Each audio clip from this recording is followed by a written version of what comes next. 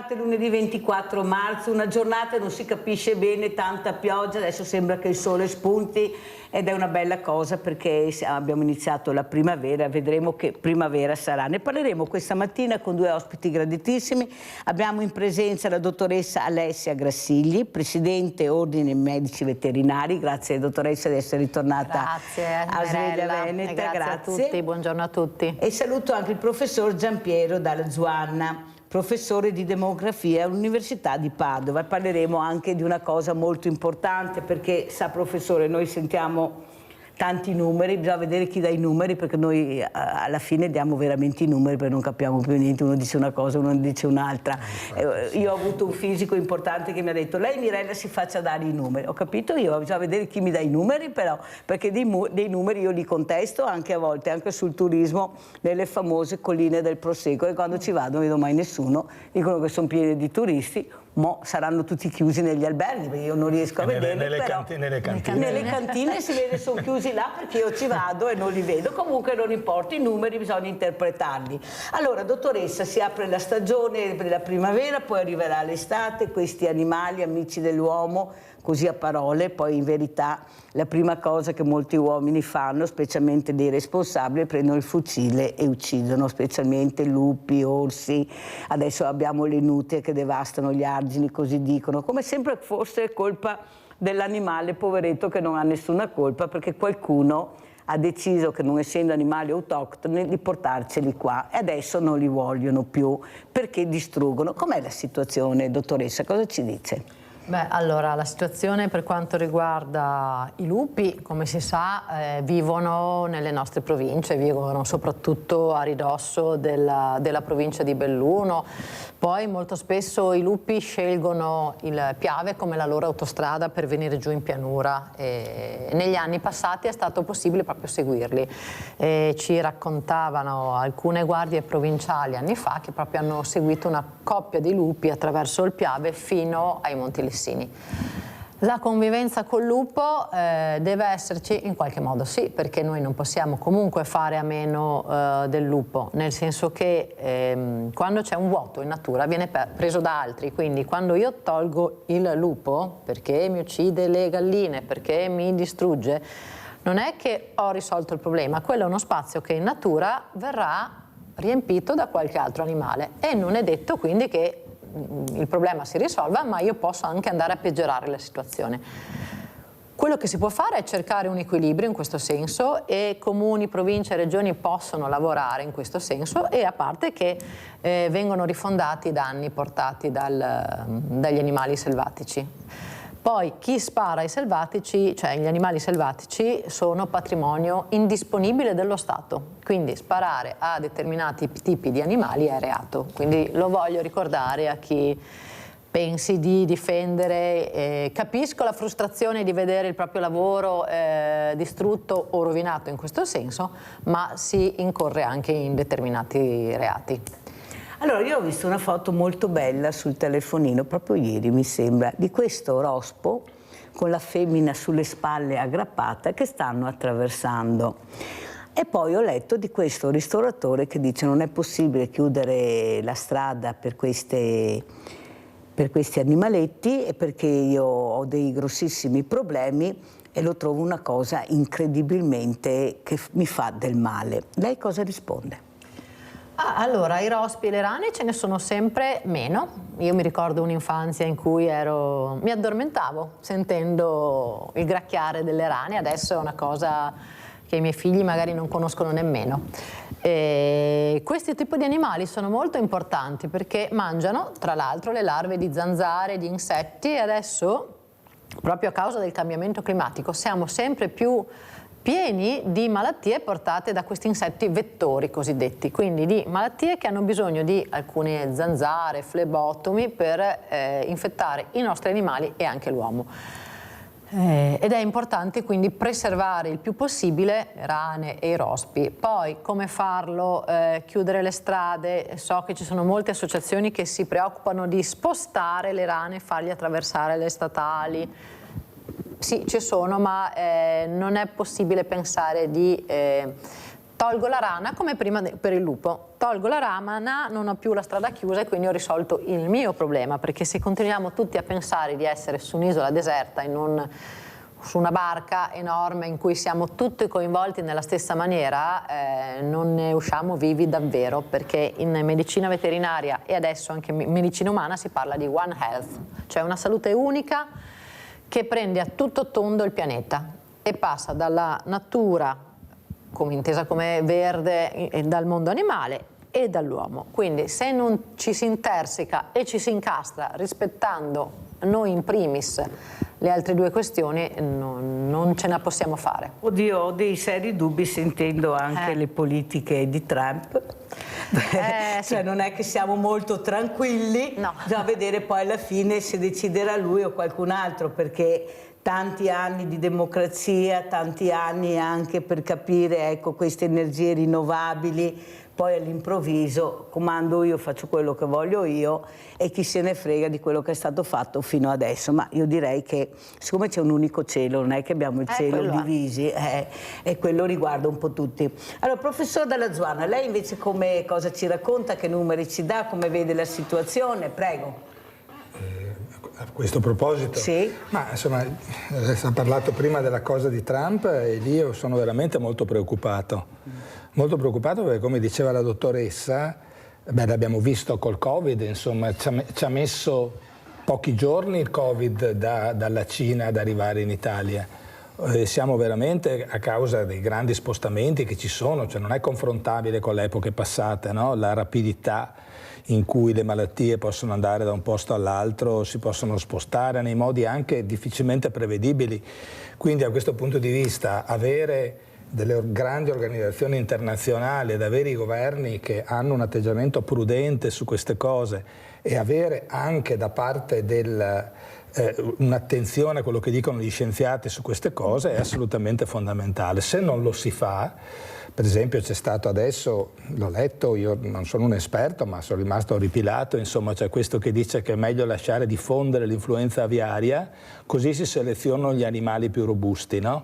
Dimenticando che in questo modo tu moltiplichi le possibilità di mutazione dei virus, che possono diventare virus che si trasmettono anche più facilmente all'uomo o ad altre specie. Ecco, quindi un discorso che sembra di buon senso, fatto per certi versi da quello che adesso è il ministro della Sanità degli Stati Uniti, in realtà è una grande cretinata da un punto di vista scientifico. Assolutamente. E quindi lasciare andare secondo quello che sembra il buon senso, ma che dal punto di vista scientifico è insensato, è un grande errore che rischiamo di pagarlo carissimo. Non so se la dottoressa sei d'accordo su questo. Assolutamente, anche perché l'influenza aviaria porta a morte chiaramente i polli, ma è trasmissibile all'uomo, quindi si chiama zoonosi, cioè una malattia che può saltare, come è successo col Covid, all'uomo.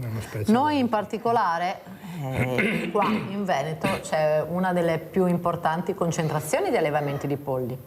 Per cui questa cosa che dice Vance, si chiama No, Kennedy. Kennedy, giusto, sì. Kennedy Junior, sì. Sì, non ne abbiamo solo uno, ne abbiamo più di uno. Più di uno. Non ci facciamo mancare niente. Non ci facciamo mancare niente. Abbiamo i primi morti di morbillo in America, quindi patologie che, come diceva mia nonna, ma mia nonna era delle 14, quando era normale far ammalare tutti i bambini e così si proteggevano gli altri, però stiamo parlando di idee dell'inizio del 1900, adesso sappiamo che il morbillo è mortale, che non funziona questa copertura, assolutamente sì, funziona per alcuni, altri vanno a morte, quindi abbiamo un'ottima vaccinazione. La stessa cosa per l'influenza aviaria, non possiamo considerarla né dal punto di vista della salute degli animali, perché a quel punto non esisteranno più polli resistenti all'aviaria, perché moriranno. Ci sarà un tracollo economico, perché dietro l'allevamento dei polli ci stanno sicuramente le carni, le uova, le persone che lavorano in questi allevamenti, in tutta la filiera agroalimentare, e la malattia nell'uomo. Io vi ricordo che la dottoressa Ilaria Capua, che è una medica veterinaria famosa in tutto il mondo, che qualche anno fa dovette scappare dal Veneto e andò in America, adesso è tornata, è stata la prima a studiare e a capire come era fatta la struttura del virus dell'influenza aviaria e renderlo pubblico, in maniera tale che in tutto il mondo ci si potesse proteggere da questa influenza aviaria.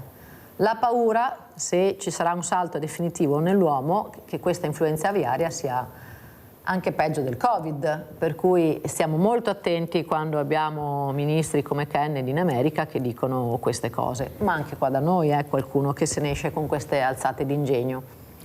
Allora, professor Dalla Zuanna, quello che io volevo chiedere, l'ho invitata proprio questa mattina, è che, come lei sa, io avendo una famiglia molto allargata vado a trovare anche quelle persone che al momento non hanno questo permesso di uscire perché manca un colore del cartellino. Adesso ho sentito l'ultima, ecco, adesso i cartellini hanno un colore, perciò prima di arrivare ad uscire questi ragazzi e ragazze che arrivano con questi barconi, con quei mezzi che riescono ad avere per arrivare qui da noi, finché non hanno questo cartellino, mi sembra che sia arancione adesso il colore, non possono né uscire né andare a lavorare né a far niente. Allora io ho avuto anche il presidente della Coldiretti, ho avuto la Confartigianato e ho chiesto loro quando si deciderà di chiedere alla politica di far lavorare questi ragazzi,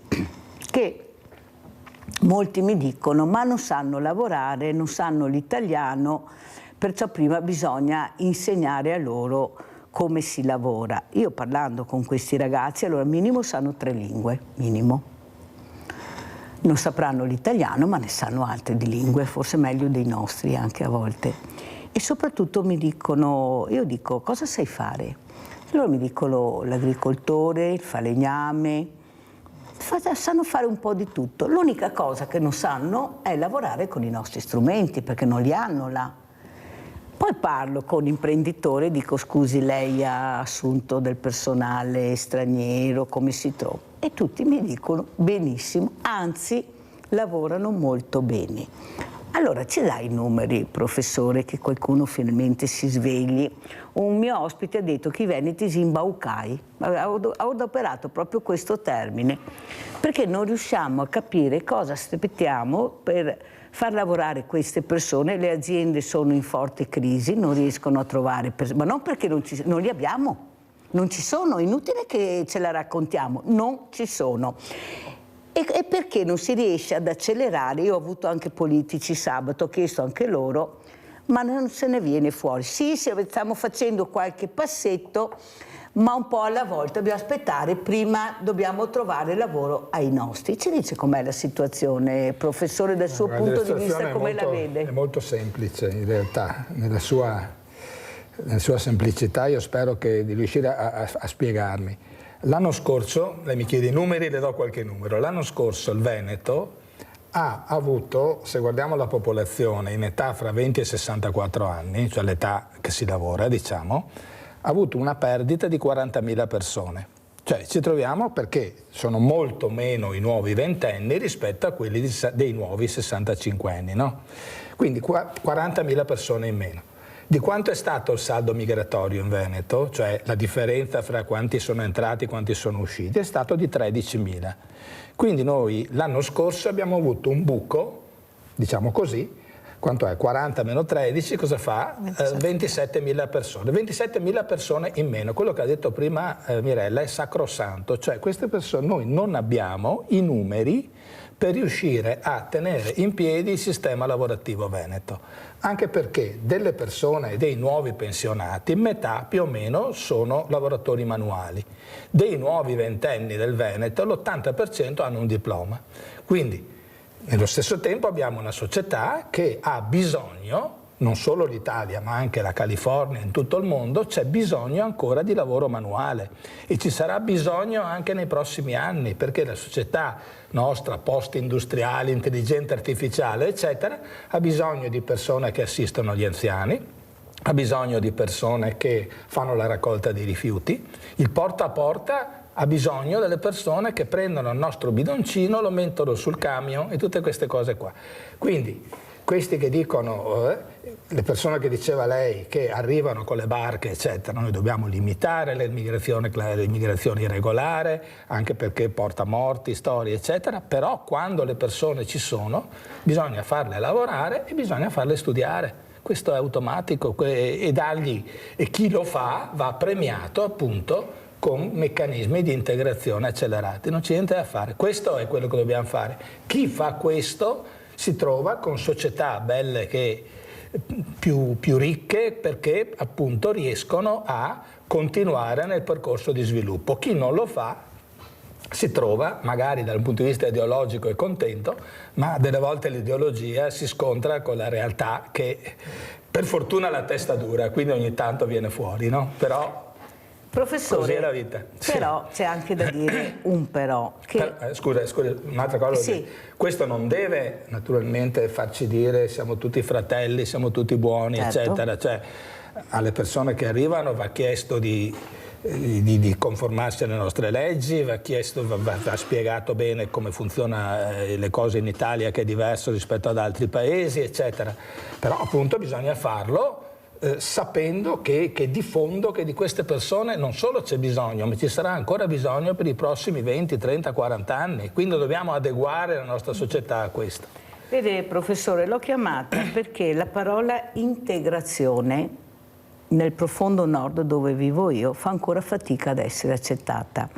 C'è ancora la parola razzismo. Io ho avuto dei studenti ospiti qui, c'era anche una ragazza meravigliosa con la pelle scura e ha confermato quello che ho detto io. Ho detto tu vivi questa parola? Sì, ha detto Mirella. I suoi compagni che erano qui seduti hanno detto sì, lo vediamo anche noi, lo sentiamo anche noi.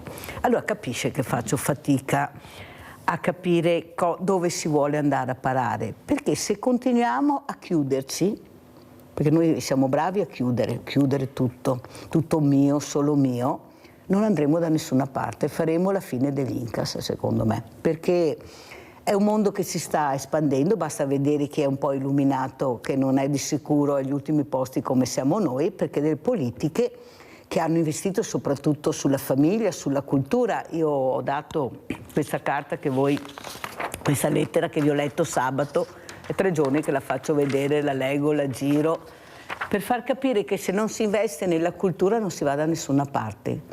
E quando ho chiesto, professore, a questi ragazzi cosa mettono ai primi posti della loro vita, i valori della loro vita quali sono, avevo anche altri ospiti, vedrai adesso l'ultimo strumento di ultima generazione, le cose più importanti, hanno messo, e non si conoscevano tra di loro perché l'ho fatto questo test in giornate diverse, in tempi diversi. Primo posto la famiglia, secondo posto la scuola, terzo posto l'amicizia. Allora capite che abbiamo un mondo bellissimo di giovani e continuano a farci vedere quelli brutti, cattivi, che sono pochissimi rispetto a quelli bravi, però dividi e ti impera, perché così prendo i voti della paura. Certo. Ecco, professore, cosa vuole dire a queste persone che continuano a farci vedere il lato negativo e non il lato positivo di quella ragazza invece che mi ha detto, professore, vedrà Mirella che un po' alla volta ci approprieremo noi del nostro futuro, un passetto alla volta. Noi siamo ottimisti e ce la faremo. Questo ha detto questa ragazza. Prego, professore. L'integrazione è proprio questo, cioè rendersi conto che questi 3 valori che lei ha detto ora, no? Famiglia, scuola e amicizia, sono valori che hanno anche le persone che arrivano da lontano, perché sono valori dell'uomo in quanto tale, e che specialmente per i ragazzi, no? Un discorso di stare bene in un ambiente loro, avere qualcuno che si occupa seriamente e veramente della loro formazione, e poi il discorso dell'amicizia, cioè riuscire proprio a creare rete. E ne aggiungerei un altro io che è fondamentale nelle nostre terre, cioè il discorso delle chiamiamole così, delle associazioni. Lei prima parlava di quella lettera là, no? Cioè, quante ce ne sono, quando le conosco, devo dirlo a Mirella questo, ma quante ce ne sono anche qua a Trevigiano, in Veneto, di gente che cerca di creare un mondo migliore, anche facendo allora, iniziative professore, sue, no? Che le faccio vedere proprio in merito a questo, questa locandina che abbiamo creato proprio dalle associazioni che ha detto lei, queste associazioni che non si sentono rappresentate, che non vengono invitate ai tavoli importanti perché non fanno parte dei cerchi magi, ecco là, il villaggio delle associazioni. Perciò abbiamo creato nella centrale del Sile, in questa meravigliosa fortuna che abbiamo di avere questo posto meraviglioso, devo ringraziare il comune e il sindaco di Silè, l'assessore Francesco Biasin per aver messo anche un privato a disposizione, tutto questo parco, per riunire queste associazioni. Perché dobbiamo essere uniti, dobbiamo fare rete, dobbiamo fare squadre, dobbiamo farci sentire, perché non è possibile, professore, che il mondo del volontariato debba girare col commercialista e pagare per fare il volontario. Questo lo trovo di una vergogna unica. Lei ha citato prima la pandemia, noi abbiamo rischiato la vita nella pandemia perché portavamo a casa le borse della spesa e gli aiuti alle persone che non potevano uscire e siamo stati ripagati in questa maniera, professore. Allora, cos'è l'associazionismo per la politica? È quello che mi serve quando ho bisogno, perché basta che alzo il telefono e arriva, però poi lo metto in condizioni con la burocrazia, perché ne abbiamo sempre di più, con le spalle al muro, perciò tanti me li mando via, non li ho più, così non rompono più le scatole e tengo quelli che mi daranno visibilità. O sbaglio, professore? Io la vedo così, poi vorrei sentire anche la dottoressa, anche se non è un tema, l'animale uomo, dottoressa, l'uomo animale, il politico animale. Prego, professore. Senza dubbio la nuova legge sul volontariato ha creato problemi, in particolare alle piccole associazioni.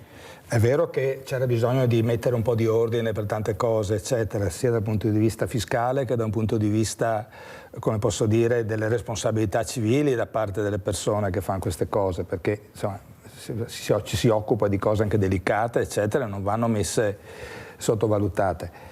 Però io credo che si debba procedere nella semplificazione, specialmente per le associazioni piccole, perché una cosa che so io è la Croce Verde piuttosto che l'Avis o roba del genere, ma quando si hanno associazioni che hanno, faccio parte anch'io, no, di associazioni di poche decine di persone. Ma lei ha detto così. Una cosa importante, è semplice farlo, basta vedere chi fa cosa.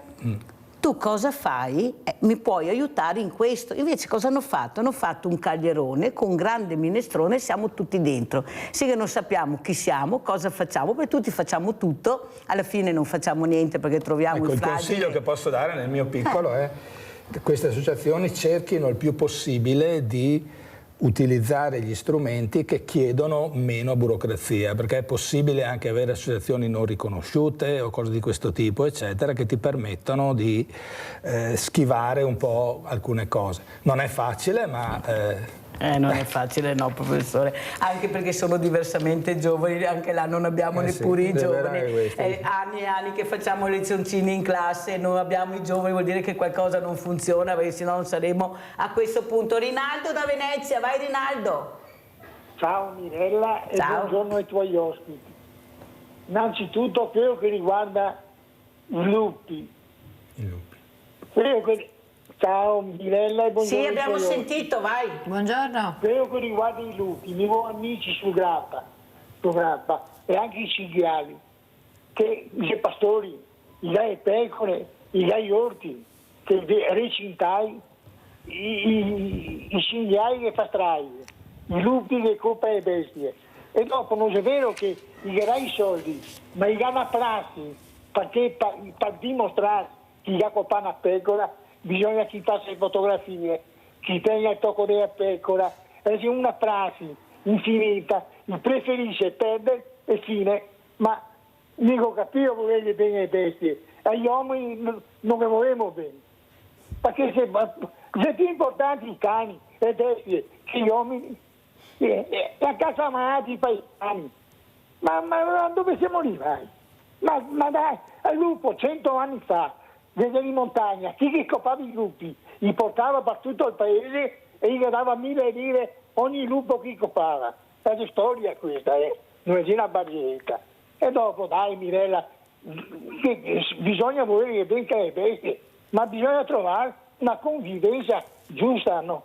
Uno può arricchire, dico un amico, e da 1000 di pecore in montagna. Gliene copa 3-4 al mese. Come fai? Voglio dire, dovrei dargli 6 subito Veramente il siamo anche a 4-7, rimborsare. Grazie 8, Rinaldo, grazie.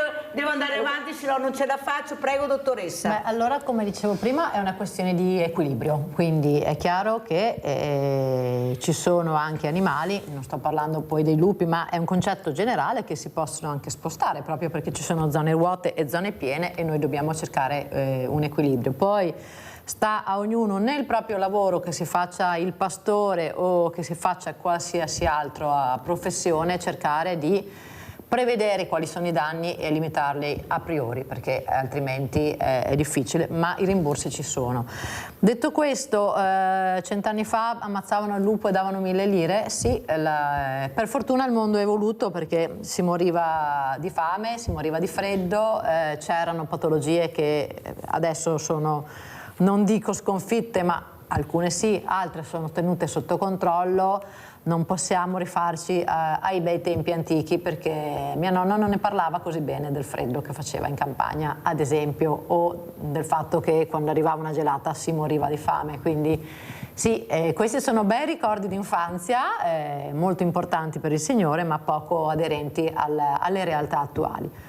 Nonostante il problema del lupo ci sia, ripeto, ci sono anche tanti canali di informazione, anche in provincia di Treviso sono stati fatti, anche a Vicenza e a Belluno, degli incontri per spiegare alla popolazione come gestire questi animali, quindi spero che Fulvio abbia partecipato o che partecipi ai prossimi incontri che hanno Rinaldo. fatto. Rinaldo, partecipi ai prossimi incontri proprio per capire e anche per diminuire la paura, perché a volte c'è una paura irrazionale, perché non abbiamo avuto mai, ad esempio, attacchi di lupo all'uomo in questo periodo, per cui In Canada convivono con i lupi, Canada, con gli orsi. Esatto, è una questione anche proprio di abitudine della popolazione ad andare via con degli strumenti che facciano rumore per allontanare gli orsi, quindi la convivenza, o semplicemente, cosa che non abbiamo in Trentino Alto Adige, dei bidoni per la raccolta differenziata che siano anti-rovesciamento, per cui l'orso arriva e non ha cibo a disposizione. Se l'orso arriva e può tirare giù tutti i nostri bidoni e mangiare, è chiaro che il giorno dopo torna e ha il cibo pronto. Se invece noi facciamo in modo che un selvatico non abbia interesse ad avvicinarsi a noi, tornerà nelle sue montagne. Come è anche importante non andare a disturbarli, perché ugualmente non possiamo conoscere la loro reazione. Lo fa anche l'uomo, dottoressa, quando il cibo è gratis, ecco, arrivano a centinaia, perché si mangia gratis, arrivano Esatto. tutte, se continua, tutti quanti arrivano a mangiare gratis, ecco, capite l'importanza, ecco, di investire anche. Non prepariamo dei buffet per gli animali selvatici. Esatto, questo è lo che ha perché detto. è una questione di salute, non gli fa nemmeno bene nel tutto. Allora andiamo a vedere questi dati demografici, andiamo a sentire e andiamo a Vicenza.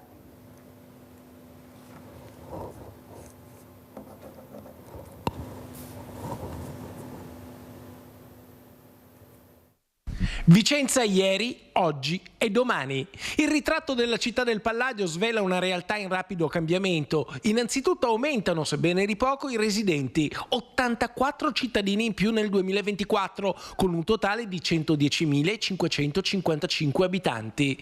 Il 51,8% sono femmine, l'età media è di 46,9 anni. Stranieri in diminuzione leggera rispetto all'anno precedente, 15 in meno, oggi sono 17.491 e rappresentano il 15,8% del totale dei residenti. La comunità più numerosa resta quella romena, con 2.730 persone, seguita da quella serba e da quella nigeriana. Gli italiani rientrati a Vicenza sono in costante aumento, la maggior parte sono giovani tra i 25 e i 34 anni. Purtroppo invece nascono sempre meno bambini, 711 quelli iscritti all'anagrafe in un anno, 22 in meno rispetto al 2023. D'altra parte anche i decessi fortunatamente sono in calo, in tutto 1190, 63 in meno dell'anno precedente. 267 i matrimoni celebrati, 24 in più rispetto al 2023, il 79% con rito civile, il 21% con rito religioso.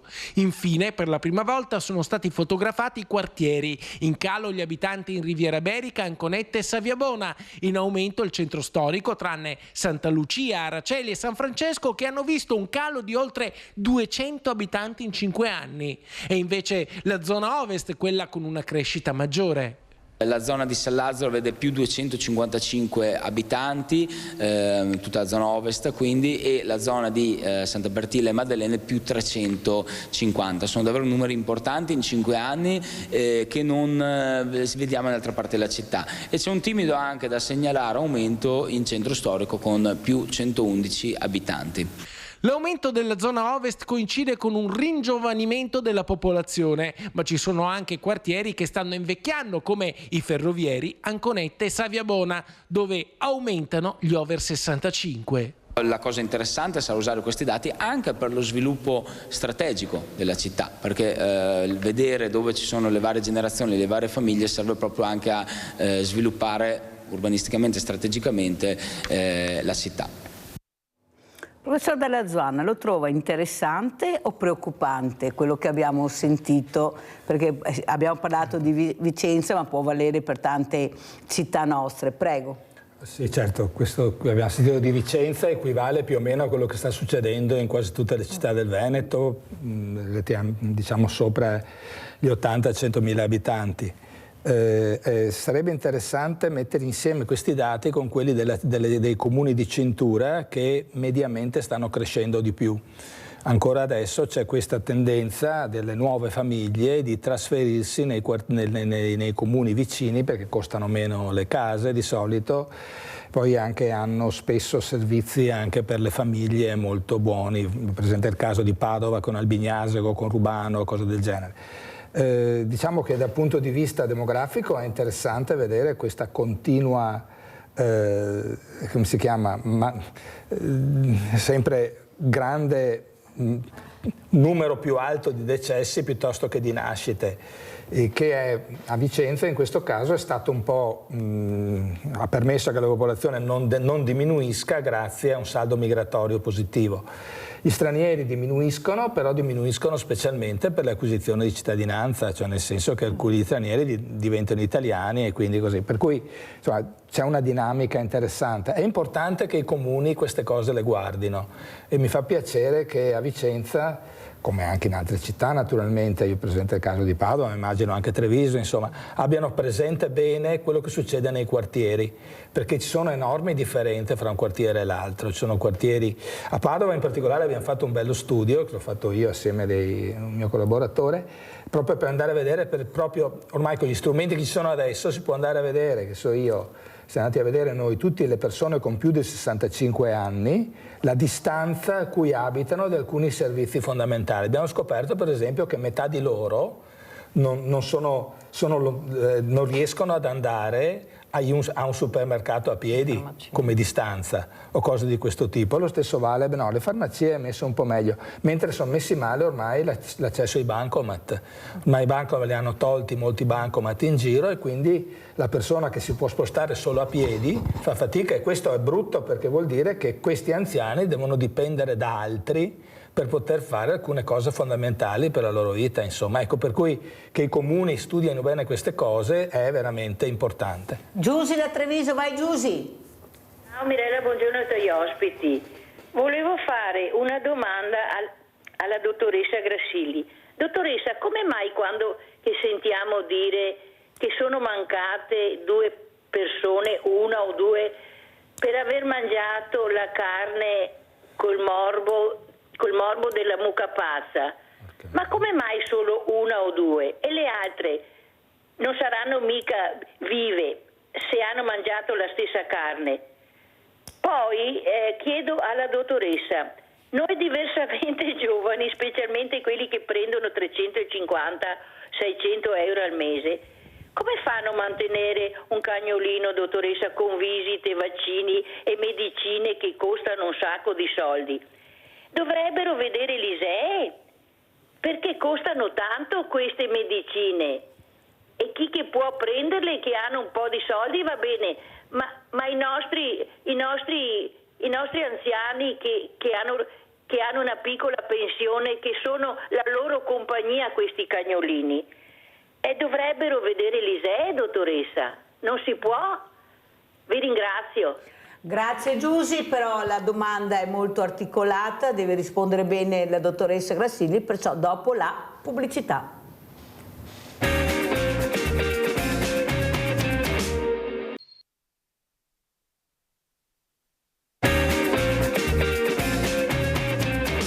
Allora, dottoressa Grassilli, rispondiamo alla nostra Giusy che ha chiamato, poi sentiremo anche il professor Dalla Zuanna in merito ai numeri dei politici, se ascoltano questi numeri, se fanno paura i numeri. Prego, dottoressa, a lei la parola. Allora, due parole sulla mucca pazza. La mucca pazza, per fortuna, non c'è più come tipo di patologia, perché sono stati eliminati dall'alimentazione degli animali determinate farine di carne, per cui facevano sì che questo prione che crea la malattia arrivasse a noi con l'alimentazione.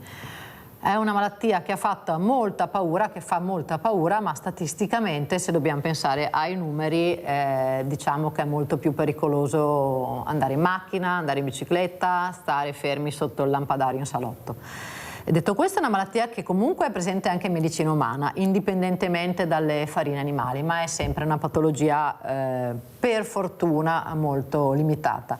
Per quanto riguarda il costo delle terapie e delle cure negli animali da compagnia, c'è da dire che gli animali da compagnia per lo Stato e per la legge sono delle cose, una res, per cui c'è l'IVA al 22%, sono considerati beni di lusso, e i medici veterinari che curano i nostri animali da compagnia, cani, gatti, furetti che siano, sono tutti liberi professionisti che devono guadagnare, mantenere la famiglia, il mutuo e il lavoro di tutti i collaboratori.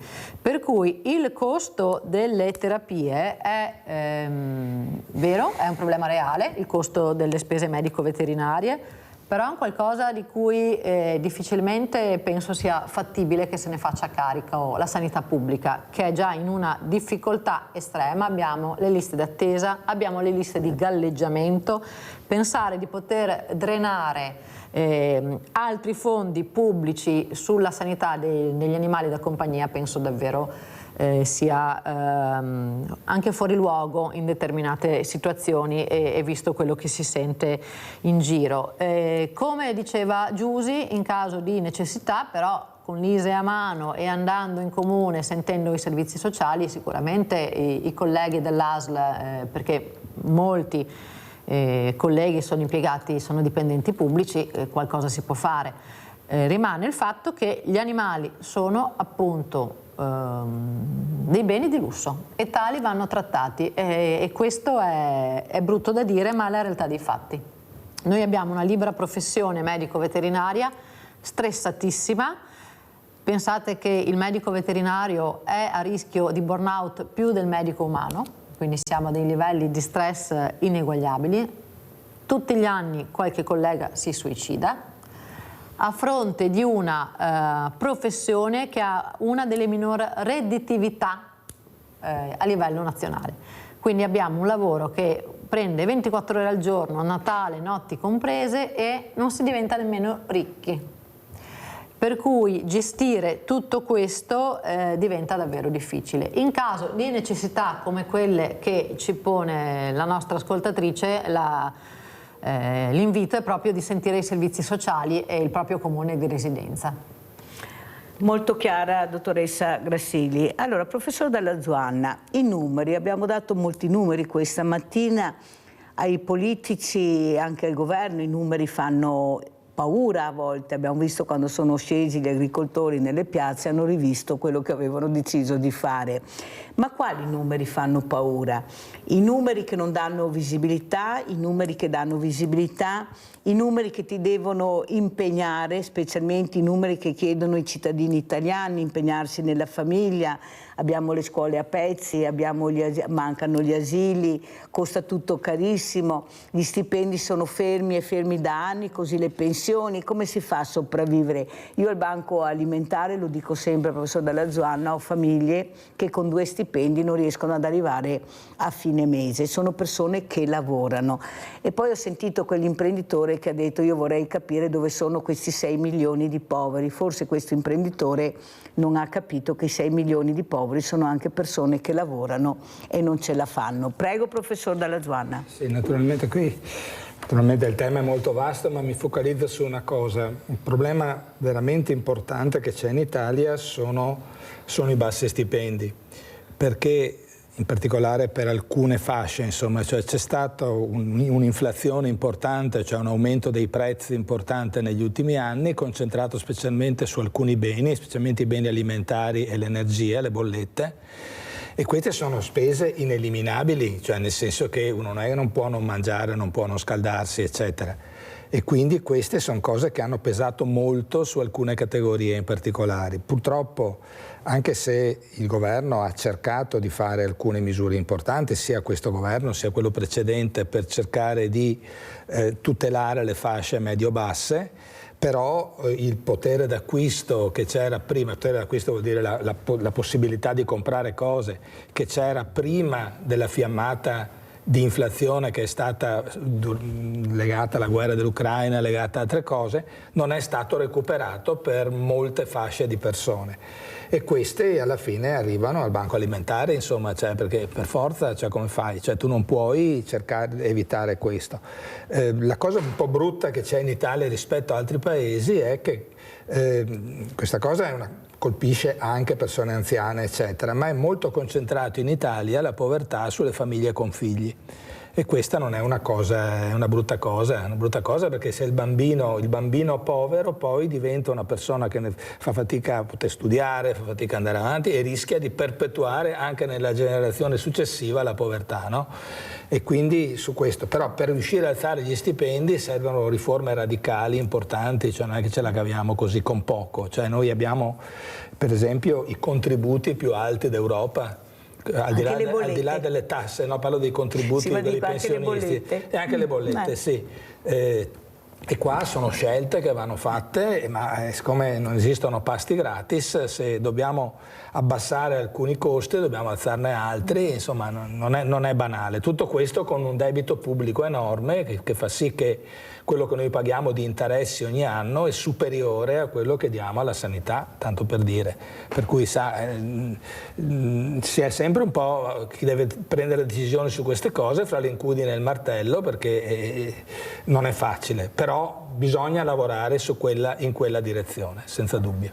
Allora, visto che abbiamo parlato anche di questi problemi, però c'è un problema enorme che è lo spreco alimentare. Andiamo a sentire.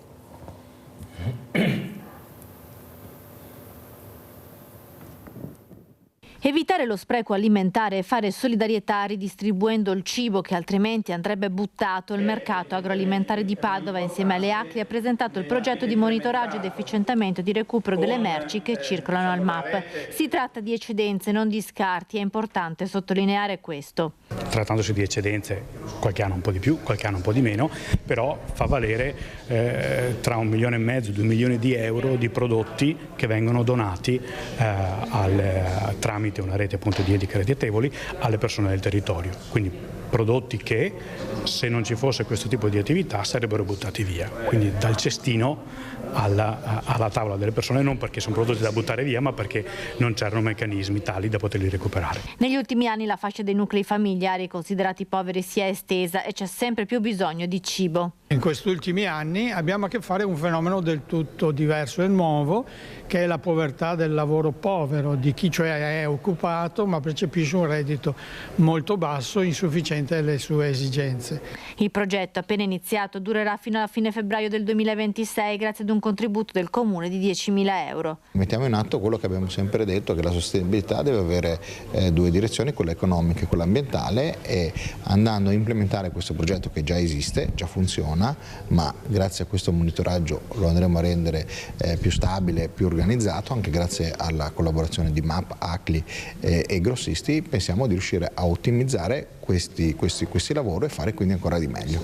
Le eccedenze verranno monitorate valutandone la tipologia e le quantità e poi distribuite alle associazioni del territorio che le distribuiranno alle persone in difficoltà. Oggi grazie al lavoro che faremo che è già iniziato con le ACLI e con il Comune, sarà possibile rendere più strutturale questo progetto, coinvolgere quindi auspicabilmente tutti i grossisti che operano nel mercato e quindi aumentare di molto il volume delle merci recuperate e in ultima analisi il numero delle persone che vengono aiutate. Carità. Allora si parlava di mercato coperto col professor Dalla Zuanna e bisogna rivedere tante cose perché io dico sempre che al banco solidale non vengono i maiali e neanche non abbiamo una discarica. Questo a buon intenditore poche parole. Ma forse qua in Italia non si riesce a capire perché non abbiamo, professore, i numeri. Allora noi parliamo di spreco alimentare e continuamente, tutti i giorni, noi buttiamo via derrate alimentari perché non si possono distribuire. Io vorrei capire chi decide questo, e qua anche la dottoressa Grassigli, perché io sono convinta che non gira proprio così. Credo ne sappia di più la dottoressa. Sì, infatti mi sono rivolto anche alla dottoressa a Grassigli, perché i numeri non tornano. Non tornano perché non è possibile che noi riceviamo tantissimi dolci, che non fanno di sicuro bene, perché non è che io posso dare una borsa di dolci al mercoledì alle persone, devo dare una borsa dignitosa e una borsa anche sana, direi. Però se capite bene, mangia sano, 1 litro di olio extravergine di oliva costa 15 euro. Capite che non è poi, infatti io dico datemi i soldi che allora io faccio quello che dite voi, anche se abbiamo la fortuna di avere i mercati a 0 chilometri, perciò tutto sommato rispetto alle grandi città dove non hanno questa possibilità stiamo bene, ma soprattutto ecco il cibo e soprattutto quella voglia anche di mangiare sano ma non puoi permetterlo, e soprattutto i numeri di cibo che vengono eliminati, e poi vediamo che poi tanto di questo cibo viene magari riciclato e rimesso in circolazione magari per gli animali. Chi va a sapere cosa succede, da dove proviene questo cibo, e vale anche per il pesce, per tutto. Com'è la situazione proprio per quanto riguarda anche il cibo degli animali, dottoressa? Perché non si capisce mica bene, perché fra poco veramente i numeri ci fanno dare i numeri anche a noi, perché giustamente a casa dicono ma costa tutto tanto, cosa sono questi prodotti, anche là prodotti serie A, prodotti serie B, cosa mangia il mio animale, però se ho pochi soldi in tasca devo prendere quello che mi permetto. Prego. Beh, allora sono 2 discorsi diversi, quello che mangia l'animale da compagnia e quello che mangia invece l'animale destinato alla produzione di alimenti per l'uomo, che sia la carne stessa o il latte, le uova e via discorrendo. Per quanto riguarda, intanto sono settori, soprattutto quello che riguarda i bovini, in difficoltà. Sono sempre meno piccoli allevamenti, ma concentramenti di animali in strutture molto grosse. Tendenzialmente questo a livello nazionale è il dato che abbiamo. Devo dire, per nostra fortuna, che in Italia i servizi veterinari sono sotto il Ministero della Salute, quindi i controlli della qualità su ciò che mangiamo, sui prodotti di origine animale, sono molto elevati. Quindi significa anche controllare ciò che poi arriva, che prima arriva negli animali in vita, in allevamento. I controlli ci sono. Per quanto riguarda lo spreco alimentare, nel nostro campo è più a livello familiare. È difficile pensare che vadano buttate via intere partite di maiali, ovini, caprini e via di seguito. Questo difficilmente capita. In questo senso è più uno spreco alimentare a livello familiare, di fare la spesa il sabato per tutta la settimana e poi mi va male il formaggio, il pezzo di carne, quindi una cattiva abitudine anche nel non pensare di congelare determinati cibi o comprarne meno e andare a comprare il bisogno. E però c'è anche da dire che siamo tutti in una vita frenetica che non sempre ci permette di dire che tutti i giorni mi fermo a comprare quello che mi serve questa sera. Quindi dal punto di vista della filiera alimentare è difficile parlare di spreco degli animali, cioè per quanto costa produrre un capo, prenderlo da cucciolo, dico per semplificare, e prendo tutti gli animali, fargli fare tutta una carriera produttiva, portarlo al macello e consumarlo, difficile davvero pensare che in questa filiera ci sia lo spreco. Dottoressa Grassigli, non è che abbiamo alzato un po' troppo l'asticella su questi allevamenti intensivi? Allora, gli allevamenti intensivi sono sicuramente un problema dal punto di vista dell'impatto ambientale, ma questo è dimostrato. Però si guarda soltanto un lato della medaglia. Ci sono gli allevamenti intensivi, sì. Aiutano ad avere un prezzo della carne che tutti si possono permettere? Sì, perché se non ci fosse un allevamento intensivo, ma fosse soltanto un allevamento di pascolo o esteso, lei si immagini cosa significa il prezzo della carne a quel punto. Quindi ci sono i pro e i contro di tutte e due le situazioni. C'è anche da dire che tutto quello che si dice di male sugli allevamenti intensivi, soprattutto nell'ultimo periodo, bisogna anche prenderlo con le pinze, perché si parla di un abnorme consumo di acqua di questi allevamenti intensivi quando non si calcola che è acqua piovana nella maggior parte dei casi, quindi non c'è nessuna acqua di rubinetto o dei nostri rubinetti che va a essere deviata per l'allevamento. Molto importante questo che dice la dottoressa. Sì, per cui ecco l'informazione corretta. Sì, per cui stiamo attenti a fare di tutta l'erba un fascio, demonizzare determinati tipi di allevamento. Sicuramente maggiore il benessere animale, siamo tutti più contenti, noi in primis i veterinari, ma colleghi sia liberi professionisti sia dell'ASL devono vigilare anche sul benessere animale negli allevamenti intensivi, in tutti gli allevamenti. Io per sono cui dell'idea, dottoressa, che abbiamo bisogno di più controlli, livello. Però mi scusi, ma bisogna... Indubbiamente, perché credo che sia in tutti i settori questa necessità. Abbiamo visto nelle mense cosa succede, poi per carità si passa il cerino, certo. Alla fine si vedrà chi ha ragione e chi ha torto, però capite bene che quando vediamo questi piatti con queste larve o i pezzi di plastica fa riflettere molto. Lo spreco non è l'inizio della filiera, ma dalla fine esatto. di questo tipo di filiera in avanti, questo sì, ma lo vediamo tutti.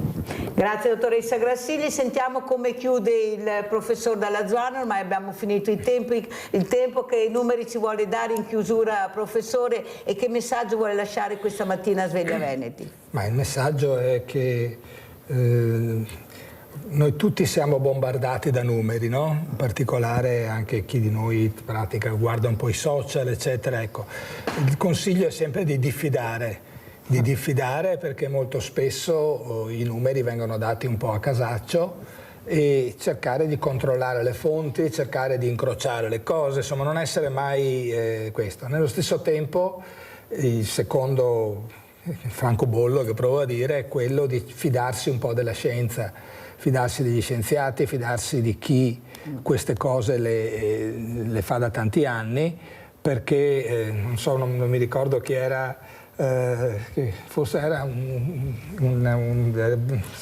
rettore di una grande università americana, diceva se voi non vi fidate della scienza, provate con l'ignoranza, sì. Cioè nel senso che rischiamo veramente. Ecco, quindi questo è il messaggio. Un'ultima cosa, se mi lascia Mirella, certo. Dire, noi saremo chiamati, abbiamo parlato prima di integrazione, all'inizio della trasmissione, saremo chiamati all'inizio di giugno a votare per il referendum, no? Cioè il mio consiglio è: considerate bene in particolare il referendum sulla cittadinanza, che è un referendum molto importante perché permetterebbe, se passasse, all'Italia di adeguare le sue regole a quelle dei paesi che gestiscono meglio di noi queste cose, come la Francia e la Germania, cioè restringendo il tempo necessario per stare in Italia per avere la cittadinanza. Noi adesso abbiamo un tempo di 10 anni, che è un tempo enorme.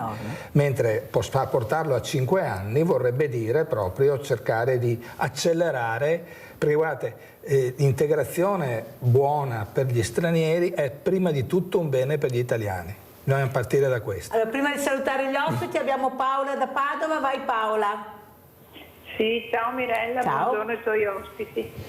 Allora, per quanto riguarda adesso il referendum, vorrei anch'io dire la mia idea. Non è che la Francia sia proprio un esempio di integrazione, perché le famose banlieue, intere zone della Francia di Parigi, neanche la polizia entra, quindi ci sarebbe proprio da non prendere di esempio. Per quanto riguarda gli allevamenti intensivi, cioè la difesa insomma lascia molto perplessi, perché non è che le immagini, i filmati che vediamo sono balle, è una triste realtà. L'altra triste realtà è il consumo di acqua, la sofferenza animale che poi si tramuta in carne non certo ottimale per chi la mangia.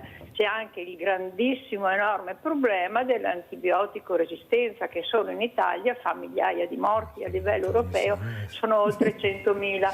Ma perché questa antibiotico resistenza? Perché non può negarlo, cioè ci sono i fatti e la realtà e ormai anche la scienza, cioè non è che bisogna ascoltare solo una parte della scienza, bisogna ascoltarla tutta e non solo una parte, quella che ci fa comodo. L'antibiotico resistenza, che è un problema enormissimo, non enorme, scusate il vocabolo non troppo italiano, è data dagli antibiotici dati negli allevamenti. Grazie Paola, se no non riesco a farti rispondere, devi avere la risposta, dottoressa, poi il professore. Devo assolutamente dissentire, anche perché in Italia, e poi da più di un anno, anche 2, e anche prima, c'è proprio una classificazione degli antibiotici che si possono o meno usare in medicina veterinaria, e ci sono dei controlli. In medicina veterinaria abbiamo la ricetta elettronica da tantissimi anni, per cui qualsiasi cosa un medico veterinario, che faccia grossi o piccoli, compri per il suo lavoro o prescriva, è tracciato, e determinate classi di antibiotico arrivano subito i controlli. Cioè proprio il fatto che nei nostri animali si usi ancora l'antibiotico come promotore della crescita, cioè la mia tesi di laurea, signora Paola, è caduta un po' male in questo senso, è proprio una leggenda metropolitana, sono i racconti dei nonni, sono cose vecchie. Poi che siano girati video e che ci siano persone, allevatori che maltrattino gli animali, ma indubbiamente è vero, nessuno è qui a negarlo, però non prendiamo la punta dell'iceberg per negare tutto ciò che ha fatto l'Italia, che adesso è diventato il primo paese per il minor consumo di antibiotici nella filiera alimentare. Quindi anzi per noi è un vanto avere un minor utilizzo di antibiotici su tutta la filiera, per cui siamo proprio all'opposto di quanto sia magari il pensare comune, ma forse è un problema, come diceva il professore, di controllo delle fonti, di informazione, di responsabilizzare se stessi quando ci si approccia a determinati problemi che ci interessano.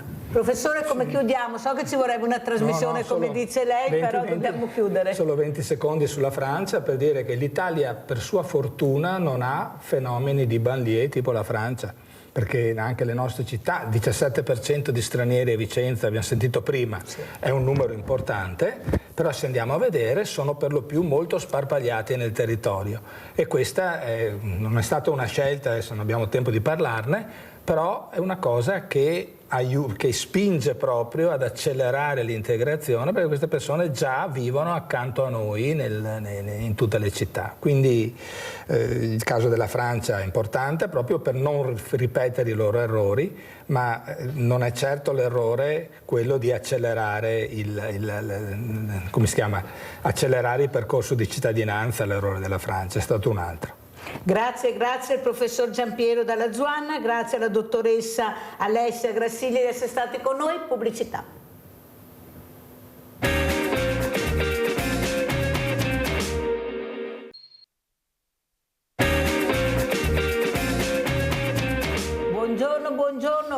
Buongiorno perché 2 ospiti, però è un buongiorno perché lo dice, guardate che uova ha portato il presidente dell'AILE, Associazione Italiana Leucemie, qui da noi, Sergio Leonardi, che ringrazio e saluto. Saluto anche Enzo Andretta, presidente Consulta Associazioni Combattentistiche ed Arma. Grazie anche a lei, Andretta, di essere qui, però partirei proprio da lei, presidente. È una sensibilità che bisogna dimostrare in un momento magari dove anche i soldi sono pochi, ma Pasqua è Pasqua e l'uovo è l'uovo, però comperate queste uova che fanno del bene, veramente del bene per il sociale e per le persone fragili che purtroppo si sono ammalate e devono essere aiutate. Perciò capite l'importanza anche di comperare questi prodotti che vengono messi a disposizione da queste associazioni che cercano veramente di aiutarsi anche da soli, diciamo in qualche modo, visto come vanno le cose. Allora, cosa ci racconta Presidente? Complimenti per questa bellissima iniziativa. Beh, intanto buongiorno Mirella e buongiorno a tutti i telespettatori, grazie di questo invito. L'uovo di Pasqua è una tradizione di AIL, la campagna dell'uovo di Pasqua che ogni anno segue quella delle stelle di Natale, e diciamo che quest'anno è l'uovo un po' chiamato l'uovo della speranza, l'uovo in cui si vuole cercare di continuare a sostenere con i contributi che i cittadini ci danno, acquistando, prendendo queste uova e dando l'offerta, ci permettono di continuare le iniziative che AIL da molti anni sviluppa nel nostro territorio. In primis la ricerca, stiamo finanziando 12 progetti di ricerca con l'Università di Padova, lo IOD di Castelfranco, il GIMEMA di Roma, l'IST di Mendola. E c'è una pubblicazione molto recente in cui ha partecipato il dottor Gottardi dello IOV di Castelfranco, che è stata pubblicata in una rivista internazionale, una ricerca che ha dato degli esiti importantissimi per le nuove terapie per i farmaci e le cure dei malati di leucemia, linfoma e mieloma. E quindi ecco, questa è un'iniziativa a cui ci teniamo molto e continuiamo anche ad assistere però i pazienti e le loro famiglie nel nostro territorio con l'assistenza domiciliare oncoematologica pediatrica, le nostre case AIL, il trasporto sociale, la PETA therapy, ecco, sono tutte le iniziative che AIL sostiene da molti anni e che continueremo a farlo con molta generosità attraverso appunto il contributo che i cittadini ci danno. Siamo contenti perché abbiamo una risposta sempre molto forte e fedele. Credo che la trasparenza e i fondi che vanno destinati a finalità proprio specifiche per questi malati, ecco, ci confortano in questo senso. La ringrazio Presidente anche perché ha spiegato molto bene, ecco, i progetti, pensate che progetti e quanti progetti per riuscire ad aiutare questi ammalati, soprattutto la ricerca che è una cosa fondamentale, importantissima. Prima di dare la parola a Enzo Andretta volevo sapere se è arrivato anche Fabrizio Boron. Ci sono qui. Eccolo qua, ho l'uomo, eccolo qua, Fabrizio Boron, consigliere di Forza Italia, che non sbaglio per carità, sì, già con esatto. la guerra interne, intestine che ci sono, manca solo che sbaglia e poi ci racconterà come vede Fabrizio Boron questa situazione politica che devo dire non sta lanciando un bel messaggio, queste liti interne anche al governo, ecco, acqua cheta, io vedo acqua alta, altro che acqua cheta, ecco, non si dice, si gioca in casa, tutto in casa, però siccome noi dobbiamo andare a votare avremo piacere che ci fosse anche un po' più di trasparenza e di tranquillità, visto le guerre che ci sono anche in giro. Fortunatamente salutiamo Papa Francesco che finalmente è uscito dall'ospedale, veramente lo salutiamo, ecco, lo salutavamo quasi tutte le mattine, perché se non ci fosse questa figura, come ha detto non solo Mirella ma anche persone veramente importanti, dovremmo inventarla se non ci fosse. Ecco, queste parole e soprattutto la parola pace che questo pontefice usava anche in tempi non sospetti. Ecco, è una persona illuminata che aveva già visto lungo dove la mente umana poteva arrivare. Allora Andretta, cosa ci racconta? Dove è stato ieri queste celebrazioni? Ce ne sono state tante, l'importanza di ricordare i valori, soprattutto il valore della storia. Prego Andretta. Buongiorno Mirella e buongiorno ai suoi telespettatori. Allora, ieri per fortuna non abbiamo avuto cerimonie, però lunedì scorso, 17 marzo, abbiamo ricordato l'anniversario dell'unificazione d'Italia nel 1861, l'inno degli italiani, la bandiera e la Costituzione. Per di più quest'anno ci sono altre due ricorrenze, i 110 anni dalla fine, anzi dall'inizio della Prima Guerra Mondiale, quindi parlando di guerre nel mondo, ecco, ricordiamo la nostra guerra che l'abbiamo avuta in casa. E gli 80 anni della fine della Seconda Guerra Mondiale, quindi abbiamo un sacco di eventi che ci impegneranno in parecchie manifestazioni.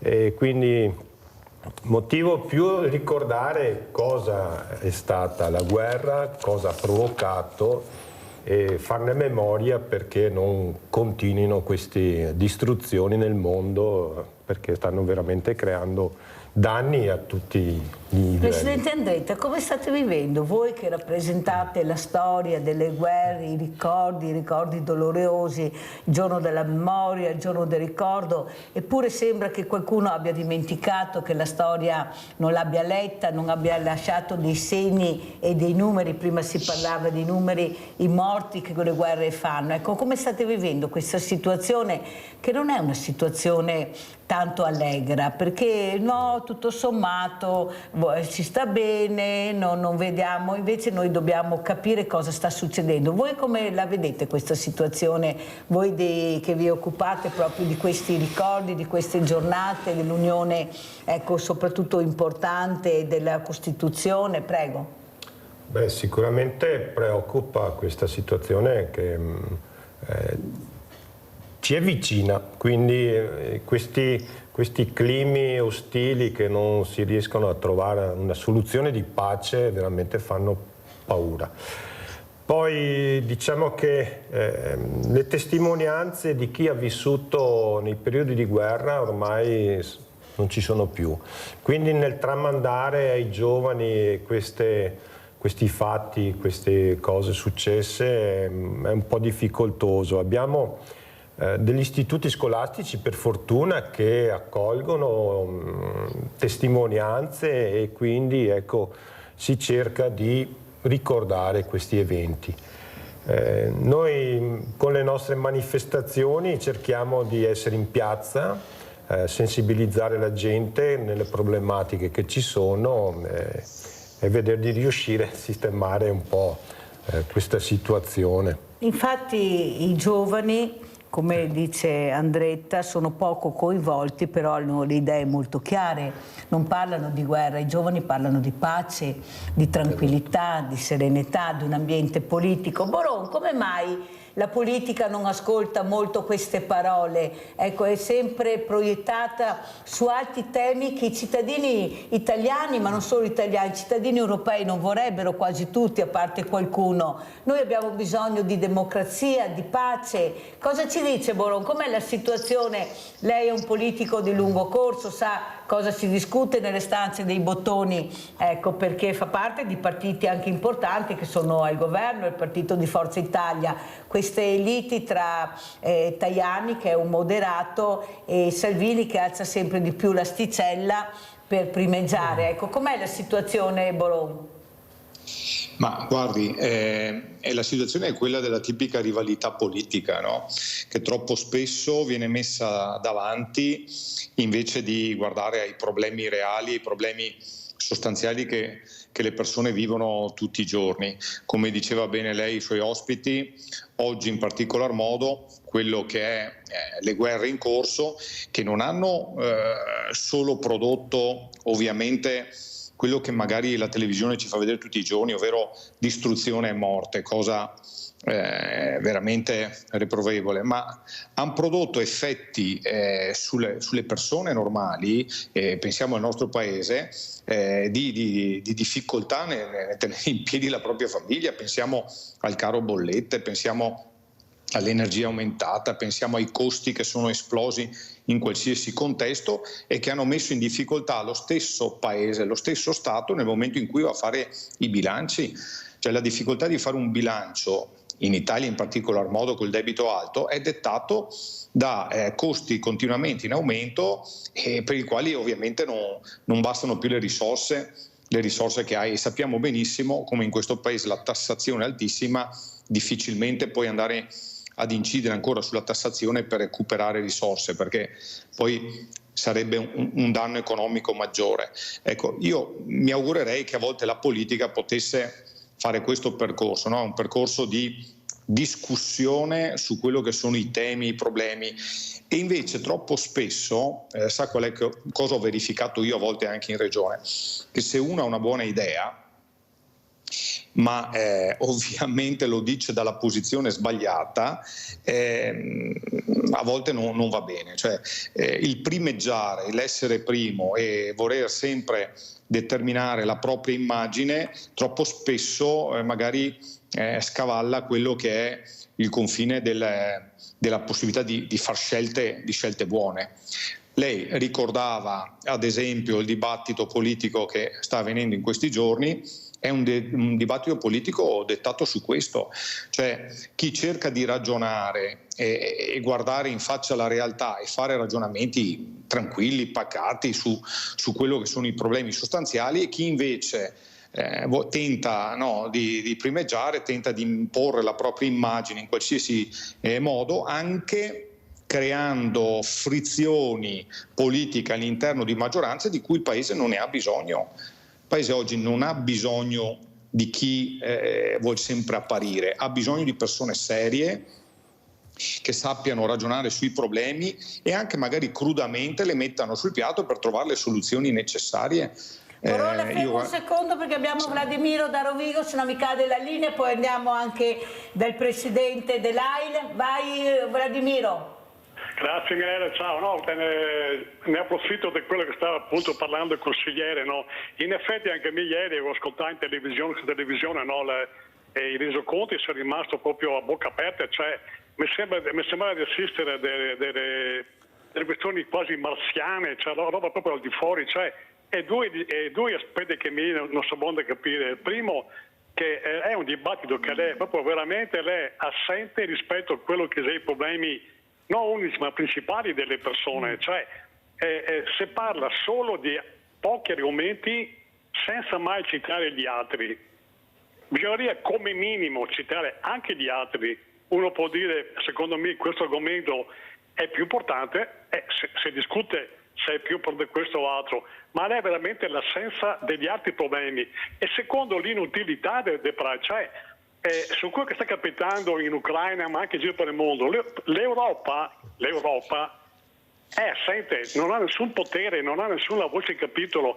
A maggior ragione l'Italia non ha nessuna voce in capitolo. Cioè, si parla delle persone che non può incidere su nulla, ma ugualmente si mette a parlare in maniera prosopopeica, da paraponsi, si può quasi, no? Adesso io non voglio parificare e eguagliare i due partiti di ieri che si scontrano, Forza Italia e Lega, anche perché, se devo essere onesto, mi sembra che in questo caso qua sia Forza Italia più realistica della Lega. La Lega è un po' viziata da un aspetto di ricerca di alleanza internazionale non proprio, come dire, accettabile. Grazie. Caro Vladimiro, devo chiudere perché sennò non ce la faccio, ho tanti ospiti, però sei stato molto chiaro con le tue riflessioni.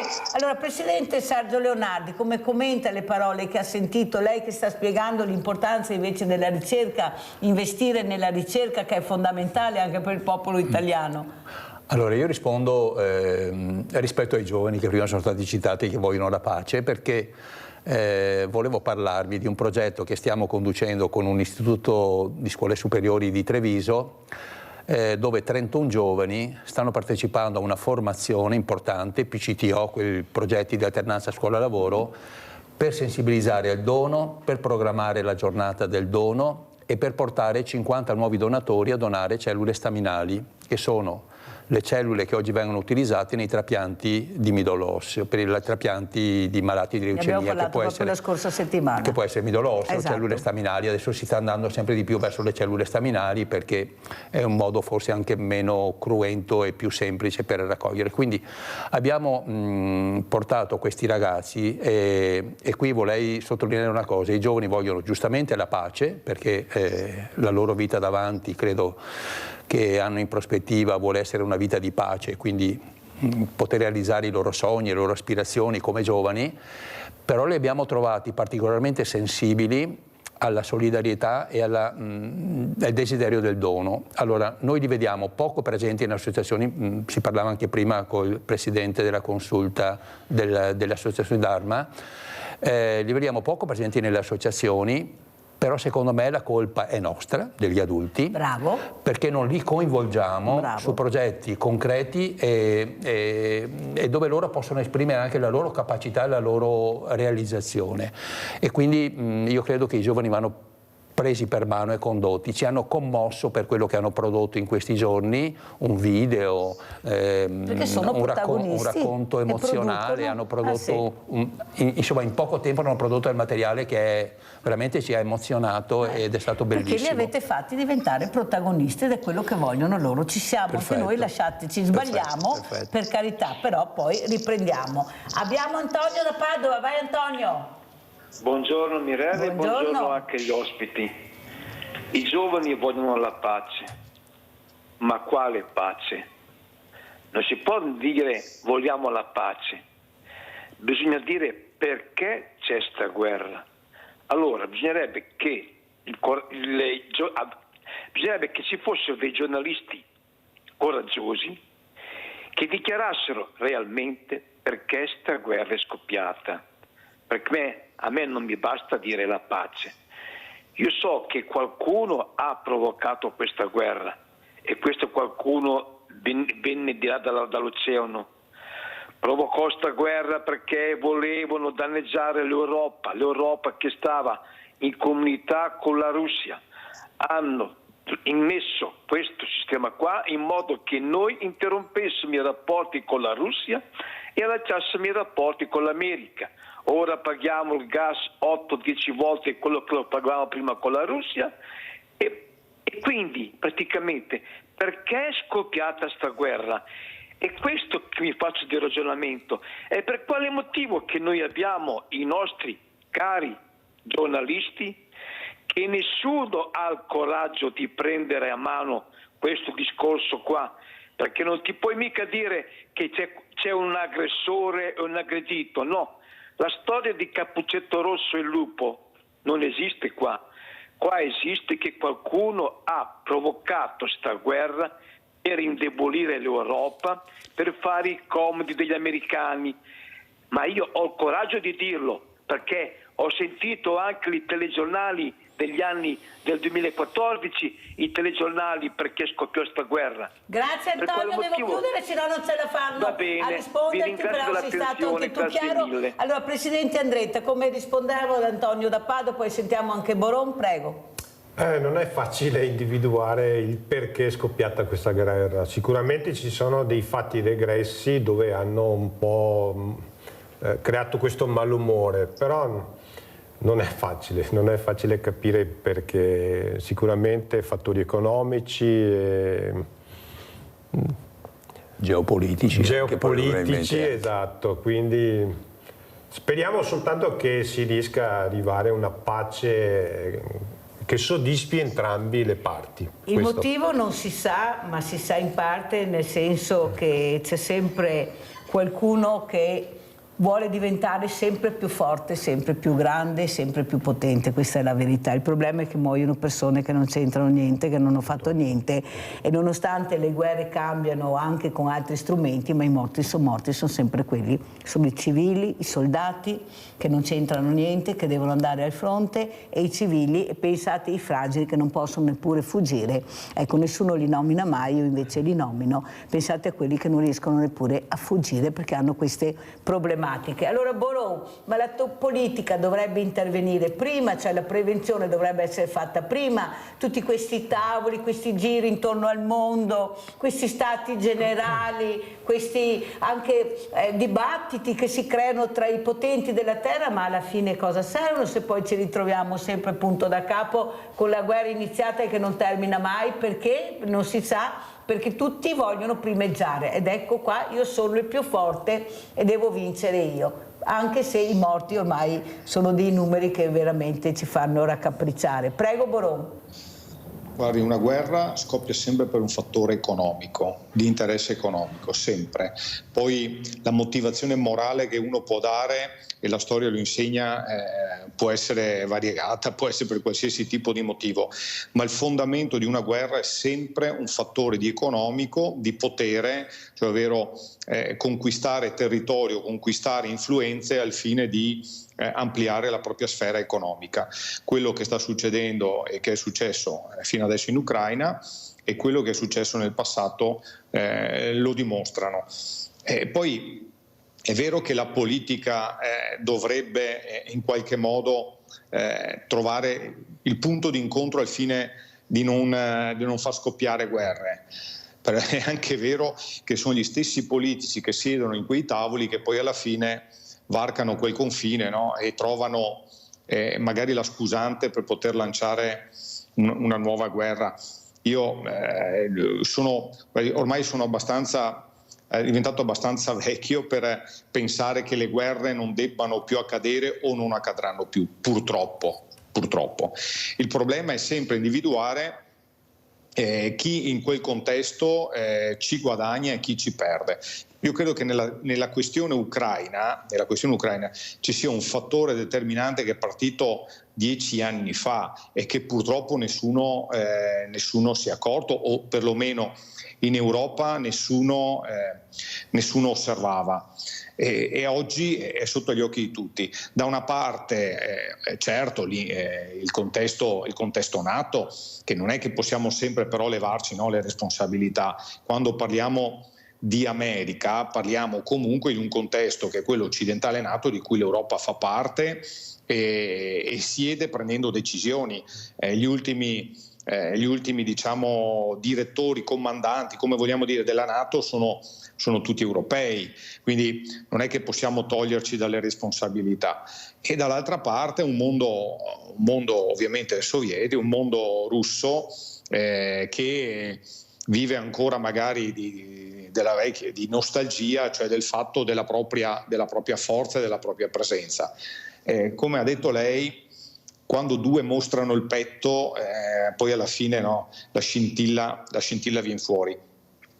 Però io sono convinto di questo, che su quello che è riguardato la guerra ucraina sia un fattore che sarà risolto, e credo che ormai si stia andando verso la soluzione, perché quando la guerra non produce più interesse economico, poi alla fine vengono fuori gli accordi di interessi economici. Però su questo l'Europa, come ha detto chi è intervenuto prima, in qualche misura latita, non manca.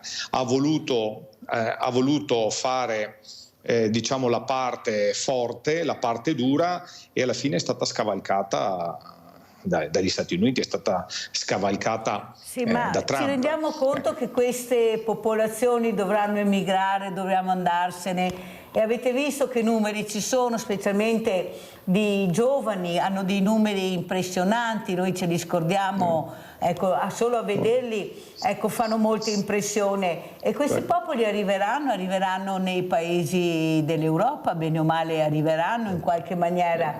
Il problema è come li accoglieremo, se saremo pronti. Io dico sempre che se fossi nata su quei paesi anch'io avrei preso un barcone, che non è che puoi avere il passaporto e prendere l'aereo e andare dove vuoi, ecco, non puoi neppure andare via.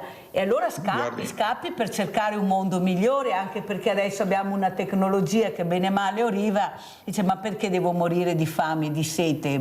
Ecco, la ricerca poi ha fatto molto, sta cercando anche di aiutare, è vero Leonardo, se si investisse di più, invece non hanno neppure i vaccini questi popoli, e noi buttiamo via i vaccini perché ne abbiamo troppi, non siamo riusciti ad esaurirli, e allora condanniamo questo diverso perché ci fa paura, perché ci fanno vedere che sono tutti stupratori, ladri, ecco, e dopo magari sono le bande dell'est che arrivano, avete visto cosa è successo in settimana, e mettono a fuoco i paesi, a fuoco e fiamme, ma noi andiamo con i fucili a vedere quelli che arrivano con i scalzi, perché abbiamo paura di quelli, perché invece aspetti Boron che finisco, perché gli altri arrivano qui Kalashnikov e ti spara in bocca, Leonardo, se li prendi, ecco, mentre gli altri invece non hanno niente, perciò andiamo là. Ecco, vorrei sentire anche Leonardo invece, che sta facendo una battaglia per la vita, per salvare le vite. Là il problema, io salvo la vita e poi arrivano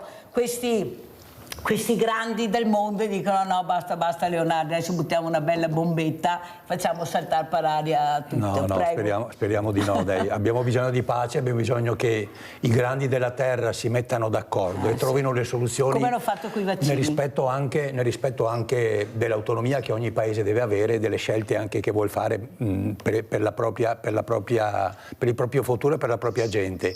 E io auspico veramente che ci sia la volontà di fare la pace, certamente che sarà una pace che costerà molto per chi la subirà, questa scelta di pace, e che magari non avrà modo di partecipare nella condivisione anche di quelle che saranno le decisioni per loro.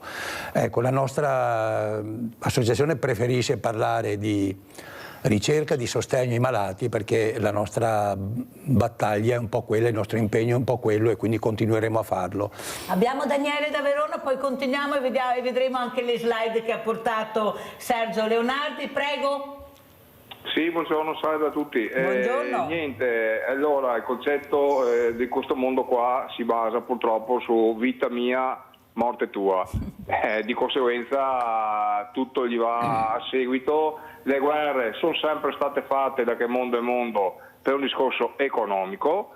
Guardiamo in questo caso l'Ucraina e il signor Putin, dov'è che è andato a impossessarsi di quelle terre? Non è andato a nord verso Kiev, è andato a sud dove c'è petrolio, gas, terre rare, minerali preziosi e quant'altro. Questo è un dato di fatto. E poi per il discorso dello sbuco sul mare, molto importante per i suoi traffici sommergibili nucleari, navi da guerra, commerciali, mettiamo tutto quello che vogliamo.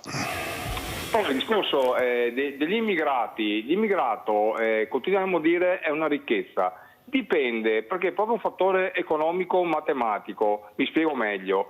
Se noi paghiamo un immigrato con l'Italia con un basso stipendio, 1.000 euro ipotetici al mese, cosa succede? È un stipendio basso per la persona singola, però giustamente cosa succede? Questa persona qua quando fa il ricongiungimento familiare e si porta qua il nonno, il zio, il cugino, il parente, la capra, il cavolo e quant'altro, cosa succede? Che giustamente i diritti italiani devono essere rispettati, chiedono gli assegni familiari. Gli assegni familiari cosa diventano? Diventano un costo altissimo, perché se diamo ad esempio 50 euro a persona, 5 per 5, quando fa 30, sono 300 euro che dobbiamo tirare fuori noi per quella persona lì, per mantenere anche i suoi familiari. Diciamo così, giustamente, poi siamo un paese reputato, come ben sappiamo, per i diritti umani, quanto, però allora qua bisogna metterci, cioè bisogna pensare in chiaro le cose. Come si può dire, è un beneficio per noi come Italia o è un maleficio? Grazie, buona giornata. Grazie, però dobbiamo anche dire che poi questi soldi vengono reinvestiti perché queste persone vivono, hanno bisogno di mangiare, di vestirsi e producono e spendono e perciò fanno bene anche a noi, perché sembra che i soldi se li mettano, cioè per vivere bisogna mangiare, bisogna avere un affitto, pagarlo. Molti hanno aperto attività, se non lo sapete, sono integrati talmente bene che hanno aperto anche molte attività e si comportano bene. Ecco, noi dobbiamo vedere anche, perché è facile dire cosa mi costano, ma cosa mi rendono poi queste famiglie. Allora andiamo a vedere le slide, poi anche Boron risponderà al nostro amico di Verona. Andiamo a vedere queste slide, cosa stiamo vedendo? Prego, Sergio Leonardo. Cogliere questa opportunità per promuovere una camminata che si chiama Al Massimo Cammino, che il nostro cittadino trevigiano farà partendo del 25 di aprile, partirà da Aosta e arriverà a Roma facendo tutto il percorso della via Francigena. Saranno circa 1150 km che farà in 40 tappe circa, toccando alcune città e alcune regioni d'Italia. Ecco, lo farà in autonomia, partendo da solo, e farà tutta questa camminata a favore di AIL. Quindi la sua volontà è quella di iscriversi al broadcast che ha preparato, la lista Instagram oppure WhatsApp, iscriversi, e poi c'è un IBAN dove chi vuole seguirlo potrà avere informazioni sulle sue varie tappe e potrà versare un contributo a fine percorso all'AIL.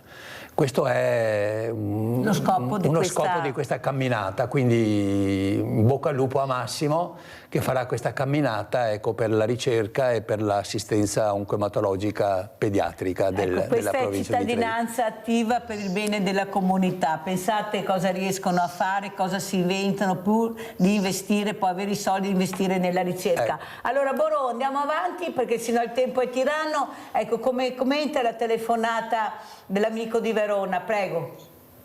Ma guarda, infatti volevo prima intervenire sul fatto di quello che aveva detto lei prima, cioè ovvero che è vero che abbiamo una guerra qui che tutti i giorni ci è trasmessa in televisione, però continuamente, ogni giorno ad esempio, nel continente africano avvengono guerre e ovviamente occupazioni di territori per i quali spingono a un'immigrazione quasi biblica. Forse noi non ci rendiamo conto che nei prossimi anni, se continua questo metodo, questo modo, ci troveremo alle porte non qualche 100.000 persone che vogliono scappare dalla situazione che hanno, ma ci troveremo milioni di persone. Allora a quel punto voglio vedere come riesce a fermarle.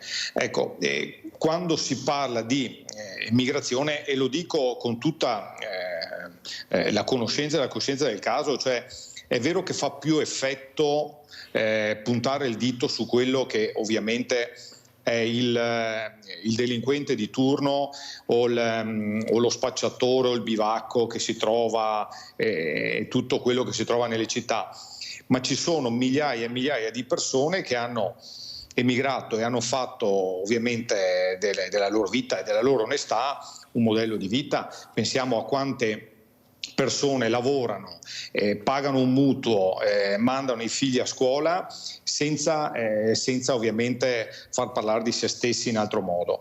Ecco, io credo che ci sia necessità, e giustamente, come ha detto lei in replica alla telefonata, poi alla fine chi viene qui a un lavoro onestamente produce anche reddito in questo paese, produce, come si suol dire, PIL. Ecco. E c'è una cosa da dire però che volevo puntualizzare quando si parla, no, vengono qui e prendono uno stipendio basso, 1.000 euro, e lo dico da imprenditore.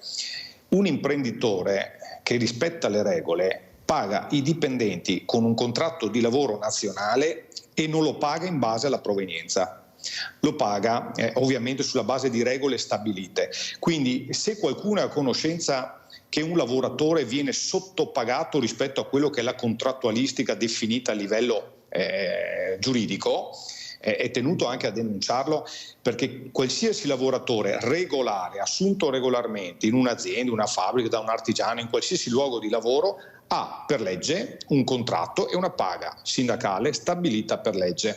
Il sottopagato, ovvero fuori da quelle regole, che potremmo definirlo insomma un lavoro illegale, ecco, non fa parte delle regole del gioco. Parliamoci chiaro, a quel punto lì non è solo la persona che è sfruttata, ma è l'imprenditore che utilizza quel metodo ad essere un furfante, insomma, ecco, mettiamola così, io la penso così.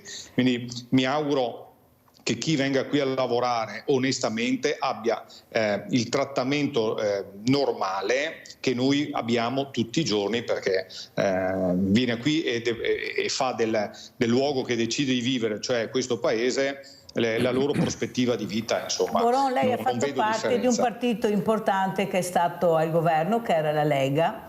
Adesso fa parte di un partito importante che è Forza Italia, che è al governo. Quello che noi ci domandiamo è quando questi governi, questo ultimo governo anche, deciderà, dopo tanti governi, abbiamo 70, di parole, di agire. Non è possibile che noi viviamo nella paura, perché nessuno vuole fermare questi ragazzini, sono pochi anche rispetto a quelli che si comportano bene. Abbiamo delle leggi che proteggono questi minori, perché alla fine poi questo succede, e non può essere che questi ragazzini tengano in ostaggio sindaci, tengano in ostaggio forze dell'ordine, tengano in ostaggio la popolazione. Siccome potete fermarli, decidetevi di fare, perché noi parole ne sentiamo tantissime, Boron, parole, però noi vorremmo invece sentire la parola agire, mettere veramente in atto quelle che sono veramente le politiche per fermare queste persone. Non è possibile avere queste bande che arrivano dall'est. Abbiamo visto questa settimana cosa è successo, in 2 ore se ne vanno disturbati, 2 bancomat, nessuno dice niente, e poi ci concentriamo tutto sulla pelle scura, su quello che può farci, senza vedere che il giallo sta diventando sempre più grande. Il silenzio sta occupando tutto e veramente ha superato di gran lunga quello che è il colore moro, il colore più scuro. Leonardi, forse c'è qualcosa che non va, che la politica forse tutto sommato va bene così, perché dividi in impera, perché la paura mi fa prendere voti, la legge elettorale tutti parlavano di cambiarla, nessuno ne parla più, la certezza della pena non c'è e noi viviamo nella paura. Ma questi politici sono anche pagati da noi, perché veramente, cioè, quando io vedo che non si fermano con i giornalisti, che hanno sempre questo telefonino, vorrei ricordare loro che sono stipendiati da noi. La trasparenza dovrebbe essere, ecco, sovrana. Nel momento che ti fermo tu dimmi cosa stai facendo, perché noi veramente non sappiamo mai. Andate su internet, no, ma anche il novantenne ha diritto di capire, siccome ti ha votato e sei pagato da lui, cosa stai facendo, perché alla fine non abbiamo mica capito cosa fanno. Noi sappiamo cosa fa Sergio Leonardi, l'ha spiegato, abbiamo capito bene, il presidente Andretta cosa fa, ma dei politici sappiamo cosa. Noi vediamo sempre su e giù e avanti, indietro, ma poi alla fine ci dicono cosa fanno. Leonardi, lei ha idea di cosa fanno, di quello che lei i progetti che lei ha elencato, che fanno bene a tutta la comunità, se vengono supportati o se dobbiamo vendere le uova, cercare che la cittadinanza le acquisti per andare avanti con progetti importanti che riguardano anche loro poi oltretutto. Prego Leonardi. AIL trova una grossa collaborazione con le amministrazioni comunali, perché loro in occasione di queste campagne ci concedono l'uso del suolo pubblico, ci permettono anche di fare la nostra raccolta in maniera indisturbata. Certo che la politica deve, secondo me, muoversi in maniera più forte, secondo me, chiarendo anche quella che è l'accoglienza legale, l'accoglienza delle persone che si inseriscono e che arrivano al nostro territorio, ma vanno anche accompagnate a inserirsi nella nostra comunità, assicurando loro percorsi formativi per una ricerca del lavoro, per la scuola, per formarsi, per la ricerca della casa. Certo che se noi li ghettizziamo e abbiamo sempre così un pensiero che vengano qua solo per fare disastri, direi, ecco, solo per delinquere o quant'altro, sicuramente loro come reazione magari potrebbero anche avere delle manifestazioni che probabilmente non vivono naturalmente, ma che si sentono un po' spronati a fare perché trovano una resistenza nell'accoglienza. Ecco, credo che la politica deve fare un po' questo, deve essere un po' più chiara nel modo di accogliere, ma anche nell'accogliere in maniera legale le persone che vengono non per delinquere ma per inserirsi nella nostra comunità, perché, diciamolo chiaramente, scappano da paesi dove c'è la guerra, dove ci sono situazioni veramente disastrose, quindi non credo che facciano questi percorsi solo per venire qui a vivere così o delinquere. Ecco, Andretta, credo di no. Sentiamo anche Andretta come commenta. Allora, se posso consigliare, io l'ho fatto a alcuni amici che sono in politica, di stare in mezzo alla gente e ascoltare la gente, perché così si rendono partecipi dei problemi che ha la gente comune e quindi possono fare portavoce di quei problemi effettivi che ci sono. Ecco, secondo me dovrebbero stare più in mezzo alla gente e ascoltarla.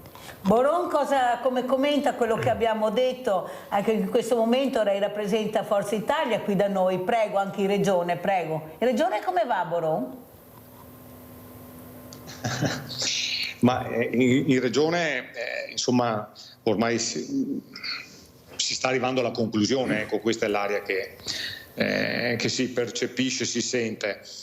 Poi vedremo chi sarà il prossimo candidato presidente e quello che saranno ovviamente tutti i riti della politica, anche se mi auguro che si possa aprire una stagione dove il programma elettorale, la condivisione politica in Regione sia un fattore premiante e soprattutto di ricchezza.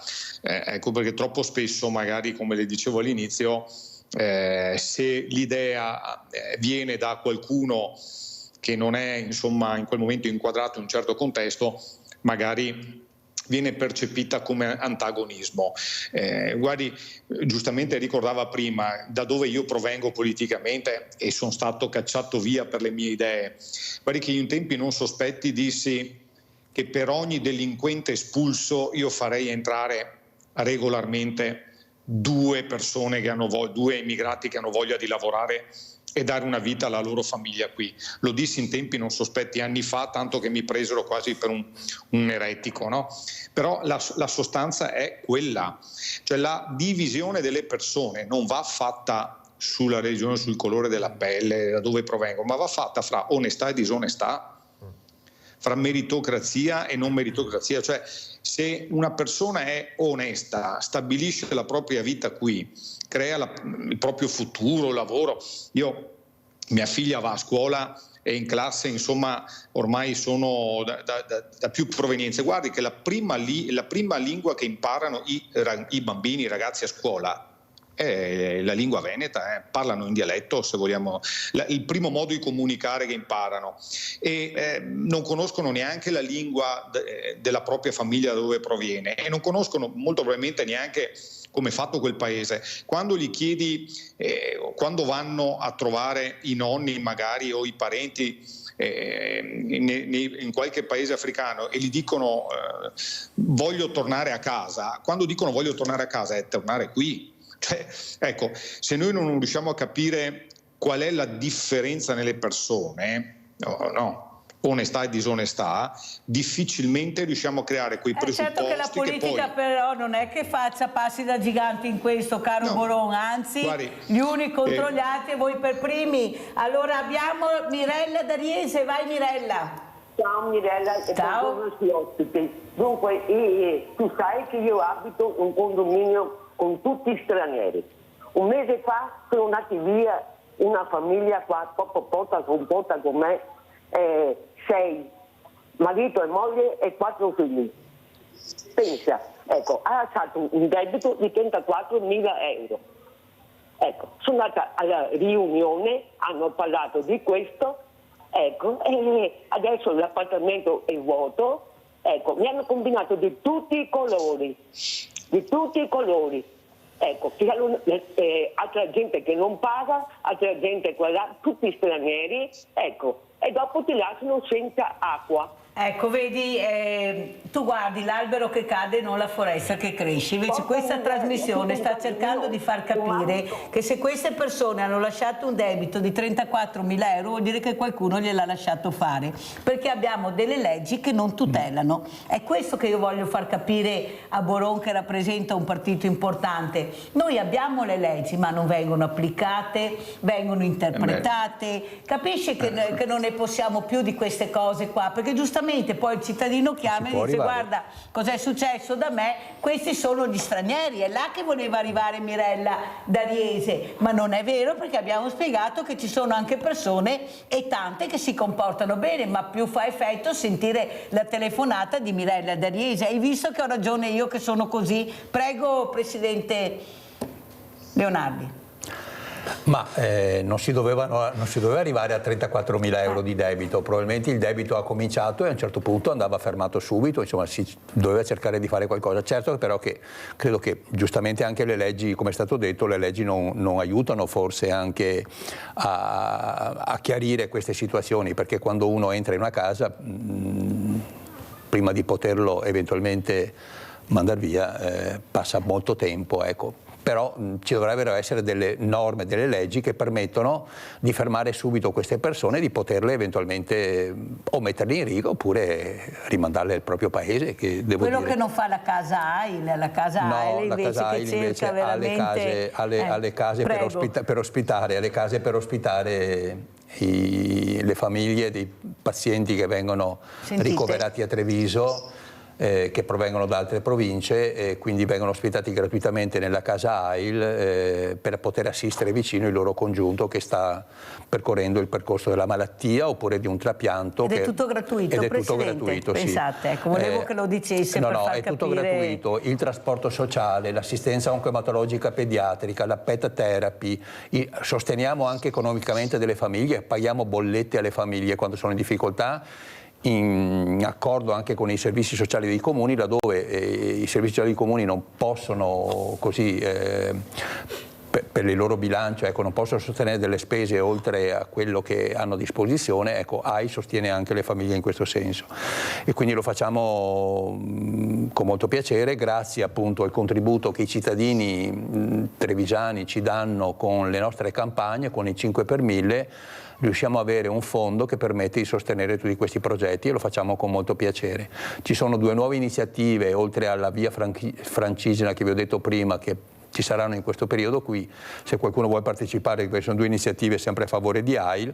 Una è presso l'agriturismo ai colori di Paese, faranno il 27 marzo una cena solidale pro AIL e poi il 12 e il 13 aprile, un po' in concomitanza con la nostra festa delle associazioni, Villa Rosa di Sant'Andrea di Balbarana farà una Flower Festival in queste 2 giornate, ecco, raccoglierà fondi per l'AIL, quindi noi siamo per la vita e ringrazio i 650 volontari circa che saranno presenti in 187 postazioni nella provincia di Treviso per la prossima campagna il 4, 5 e 6 di aprile, per cui invitiamo tutti i cittadini a sostenere le nostre associazioni. E sostenerli. Grazie Leonardi. Allora Boron, guardi cosa noi invece facciamo il 13 aprile. Siccome io specialmente qui in trasmissione a Sveglia Veneto invito tantissime associazioni, quasi tutte cerco di invitarle, e molte associazioni mi dicono: sai Mirella, non vengo mai invitata ai tavoli importanti,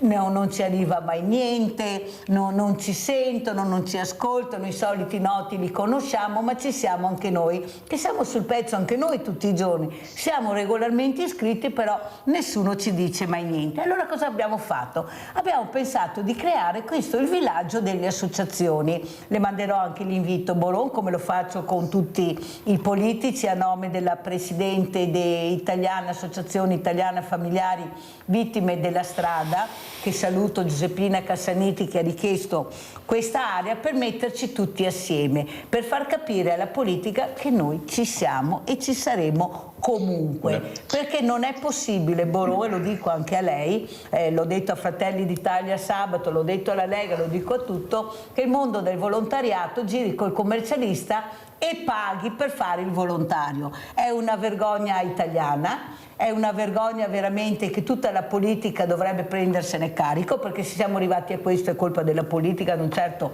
nostro. Molte associazioni non sono riuscite a rimanere a galla e se ne sono andate, proprio per questa burocrazia infernale, questi nomi che continuamente cambiano, ma siamo sempre fermi. Adesso abbiamo i famosi ATS, nessuno sa cosa avverrà, anche se ci saranno una montagna di soldi, chi li gestirà, come. Capisce che la politica deve essere più trasparente ed essere rispettosa, e noi rispettosa verso il mondo del volontariato che ha dato tanto in questi anni. Io capisco che qualcuno deve andare a scuola, Leonardi, perché bisogna anche sapere, ma tu cosa fai? In base a quello che fai io ti dico dove puoi andare, cosa puoi fare. Serve che fai formazione, ma non è che Boron possono fare un caglierone, metterci tutto dentro e stiamo soffocando, non può funzionare così. Prego Boron. No, ma lei ha pienamente ragione. Volevo solo ricordare, giusto per dire che qualche volta qualcosa si fa, e prendo spunto più che altro dalle parole precedenti, che ad esempio la norma attuale sulla pet therapy l'ho proposta io, l'ho fatta io nella passata legislatura, cioè l'attuale impostazione della norma sulla pet therapy nel mondo sanitario. Da Presidente della Commissione Sanità della passata legislatura l'ho proposta io, l'ho modificata io, ed oggi insomma ha potuto allargarsi a certe possibilità anche nel mondo ospedaliero proprio su mie modifiche. Quindi queste sono a volte azioni che si possono fare e che hanno una ricaduta veloce. Poi quando si entra invece in contesti che sono più di ambito nazionale, come ad esempio quello che lei menzionava sulla burocrazia e le norme che hanno ormai pervaso anche non solo il mondo normale dei cittadini, delle imprese, ma anche il mondo del volontariato e delle associazioni, è qualcosa che io ritengo assurdo e che tante volte invece di preoccuparsi di grandi progetti di legge giù a Roma che durano anni per arrivare ad obiettivo, basterebbe avere la volontà di fare cose anche molto più spicce e veloci che hanno una ricaduta veloce.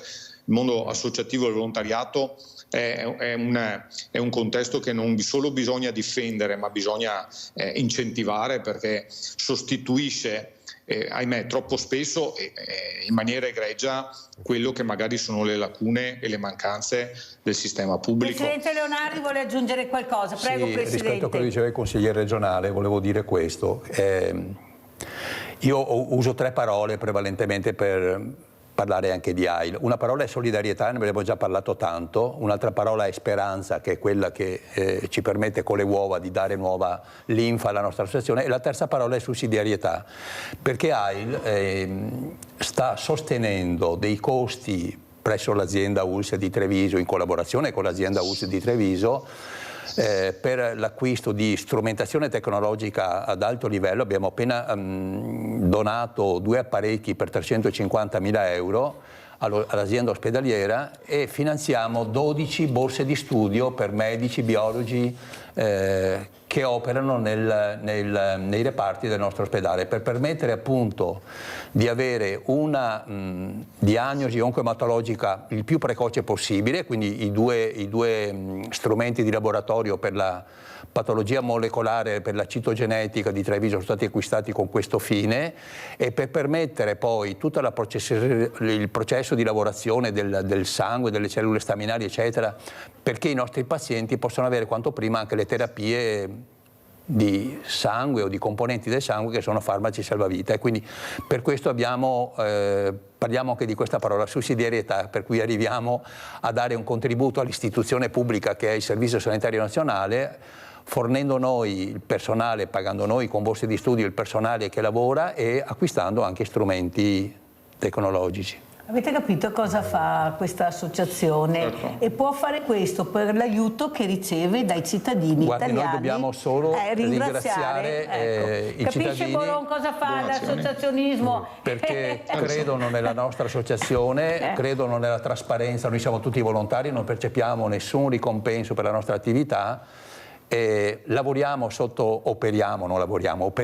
l'alto patrocinio del Presidente della Repubblica, per cui abbiamo la responsabilità di una trasparenza e di un utilizzo dei fondi che vengono raccolti in maniera trasparente ed efficace. Avete il più capito possibile. come piace alla Mirella che vi fa vedere gli assegni che diamo anche questa settimana alle persone in difficoltà, non per strumentalizzare ma per far capire che la gente ha bisogno anche di vedere quello che fai e cosa dai, perché è facile dire faccio, ma fammi anche vedere, ma non si può, bisogna fare in silenzio. Ma quale silenzio? La gente ha bisogno di vedere, non di ho fatto silenzio ma ho fatto, e fammi vedere che hai fatto. È facile dire ho fatto, ma qualche volta bisogna anche vedere come fate anche voi, Presidente. Allora Andretta, Sì. come ci saluta? Allora, faccio i complimenti al Presidente, e prima di entrare in studio ne parlavamo fuori che se possiamo dare il nostro contributo come associazioni d'Arma, ben volentieri. Grazie. Perché la Mirella ci ha sempre insegnato che fare gruppo vuol dire fare tante belle cose importanti. Quindi questo è il mio saluto. Saluto la Mirella e saluto il Presidente donando questo fiore. Oh, grazie, che guardate non che ti bello. scordar di me. Guardate che bello. È un fiore che è stato adottato nell'anno del centenario, nel 2018, dal sindaco di Asiago. Sì. E adesso è proposto dall'Associazione Medaglie d'Oro Nazionale a ricordo dei nostri caduti delle guerre. Come in Inghilterra hanno il papavero rosso, noi abbiamo adottato il Non ti scordar di me, il colore azzurro della nazione e le 5 punte che rappresentano la stella della Repubblica Italiana. Quindi da portare il 2 novembre, 4 novembre, 11 novembre e il 12 novembre, che è l'anniversario di tutti i caduti nelle missioni di pace. Grazie al Presidente Enzo Andretta, consulta dell'Arma di Treviso e non solo, lui rappresenta tantissime associazioni di una sensibilità unica. Io ve l'ho sempre detto, quando io ho avuto bisogno sempre presenti, saranno presenti anche il 13 aprile al Parco del Sille per questa importante manifestazione. Allora Boron, come ci saluta? Ma vi saluto ovviamente sperando che la politica insomma sia in grado prima di mostrare i muscoli, di mostrare le capacità di arrivare ad obiettivi concreti. In particolar modo su quello che riguarda l'associazionismo ricordo non solo la legge ovviamente sulla pet therapy che è stata fatta, che io ho proposto nella passata legislatura, ma ad esempio nell'ambito padovano, perché io sono di Padova, ricordo come il mondo associativo, in particolar modo nel mondo pediatrico, dell'oncoematologia pediatrica di Padova e ovviamente di tutto quello che riguarda il mondo pediatrico, delle cure pediatriche, è molto attiva con una quindicina di associazioni. Io ricordo ad esempio un'associazione in particolare e un dottore in particolare che sono riuscito nel corso degli anni a tener fermo sulla sua finanziabilità delle iniziative che aveva, che è quello ad esempio di portare ai centri estivi i bambini malati di diabete, ecco, malattie che a volte non pensiamo che sono, magari sembrano d'appannaggio solo dell'adulto, invece Senta, non hanno tirare età. fuori un po' le colonie che facevamo una volta, che si facevano una volta gratis, con tutti i soldi che abbiamo, che questi imprenditori, che io dico sempre, magari un palazzo in meno e un yacht in meno quest'anno e magari una colonia in più gratis a questi bambini, non sarebbe mica male, però. No, certo, io ovviamente non posseggo yacht, quindi non posso ma magari qualche suo amico importante in Forza Italia ce ne sono, non mi faccia proprio, non mi tiri per i capelli, Boron, dai, se voi spingete i soldi arrivano. Si spingono, guardi, io conosco un imprenditore molto importante che ad esempio è parecchi imprenditori molto importanti che sono coloro che hanno donato e hanno creato la città della speranza, insomma, esatto. ecco, dove vengono donati ogni anno parecchi soldi e continuano ad ampliarsi nella ricerca, che è una cosa importantissima, in collaborazione diretta con l'azienda ospedaliera di Padova. Ecco, lì ci sono imprenditori che veramente donano tantissimo, mi creda. Va bene, ma ce ne sono, dai, vediamo nei cantieri nautici, Boron, dai Boron, li vediamo, hanno si vedono anche molto bene. Comunque la ringrazio se preme, perché abbiamo necessità di queste, perché abbiamo famiglie che non riescono a fare il centro estivo, ma neanche prendere un gelato ai loro bambini. Ecco, io ho il coraggio di dirlo, la politica pensi anche a queste realtà. Allora Leonardi, come ci saluta? Che messaggio vuoi lasciare? Due o tre cose. Intanto ringrazio il Presidente per questo, perché ricordare i caduti che ci hanno dato la libertà e di poter essere una Repubblica è sicuramente encomiabile. Rispetto alle colonie, ecco, AIL ha due case, una al mare e una in montagna, dove per settimana ospita le famiglie gratuitamente per una settimana di vacanza, una a Duna Verde e una a Chiesa del Paghi. Le famiglie dei malati di leucemia, sì. Niente, io ringrazio l'ospitalità. Vi aspetto il 4, 5 e 6 per questa nostra campagna. Grazie. Grazie anche a Sergio Leonardi, presidente AIL, con questa ricerca meravigliosa che loro veramente stanno sostenendo. Grazie a Enzo Andretta, grazie anche a Fabrizio Boron. Pubblicità. Grazie a voi.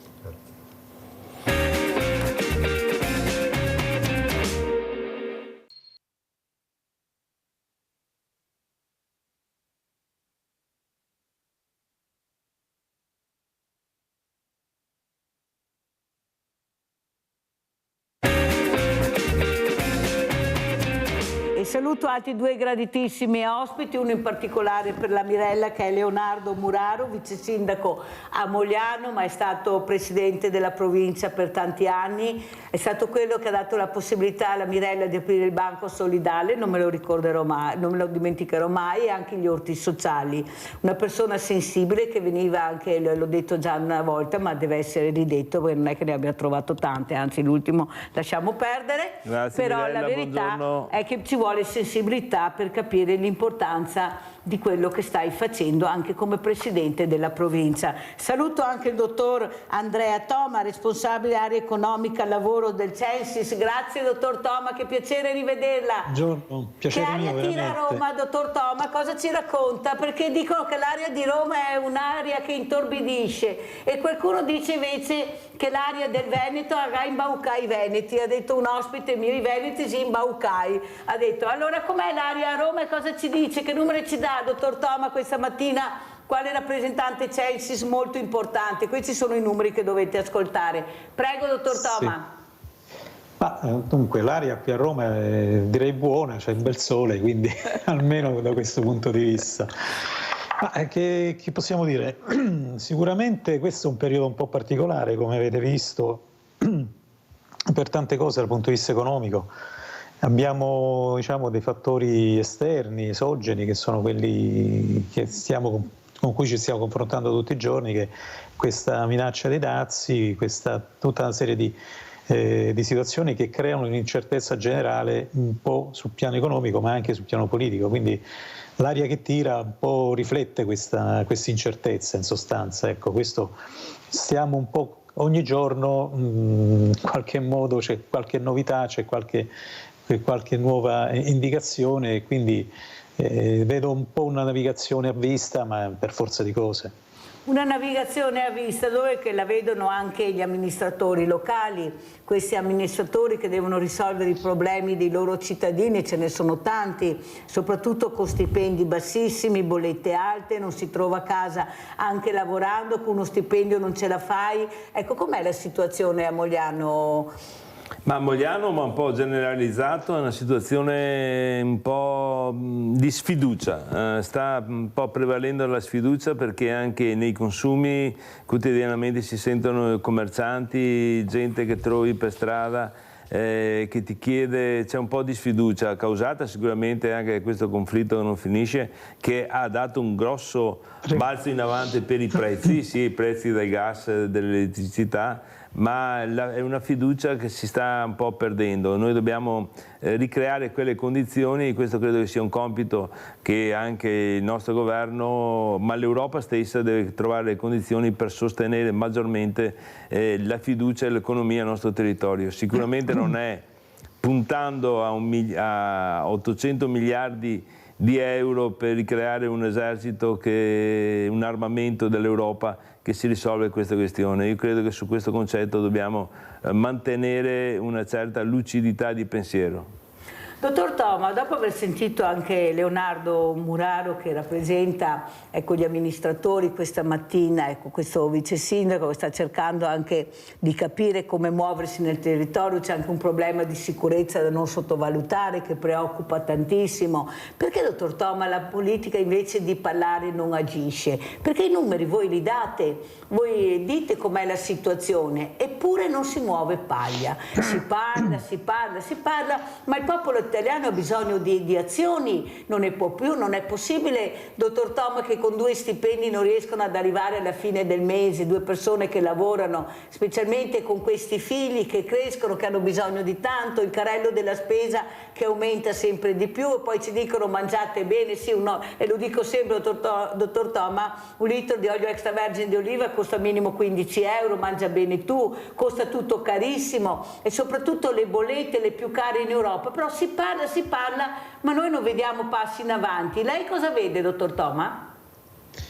Ma guardi, c'è una situazione anche un po' in prospettiva, diciamo la verità, i prossimi anni non saranno molto ancora positivi e bisognerà attendere per riprendere un po' anche quello che per noi per esempio è una delle leve fondamentali, cioè un dato di fondo, e credo che per il Veneto questo sia molto importante, è che si è esaurita anche la spinta per l'economia che viene dalle esportazioni.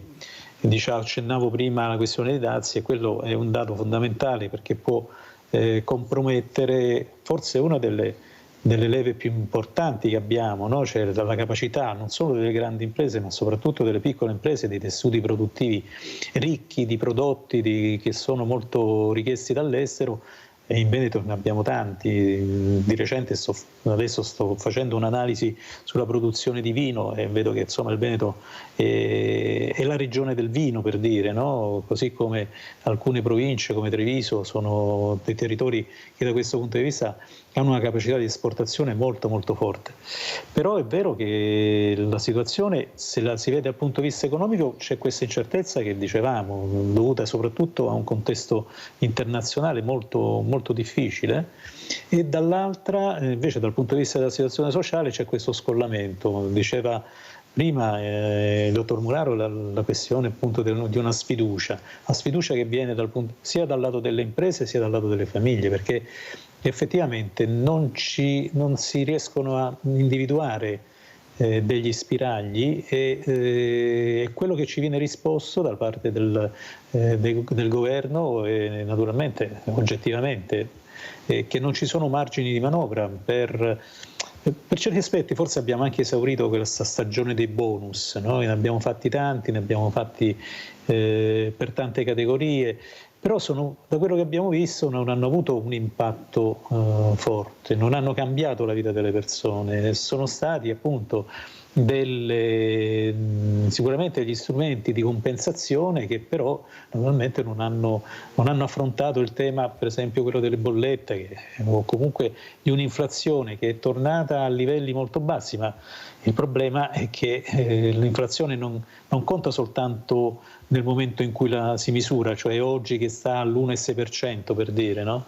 Ma dobbiamo pensare alla memoria del consumatore. Il consumatore ha acquisito una memoria degli ultimi anni per cui buona parte dei prodotti che acquista sono aumentati del 15-20%.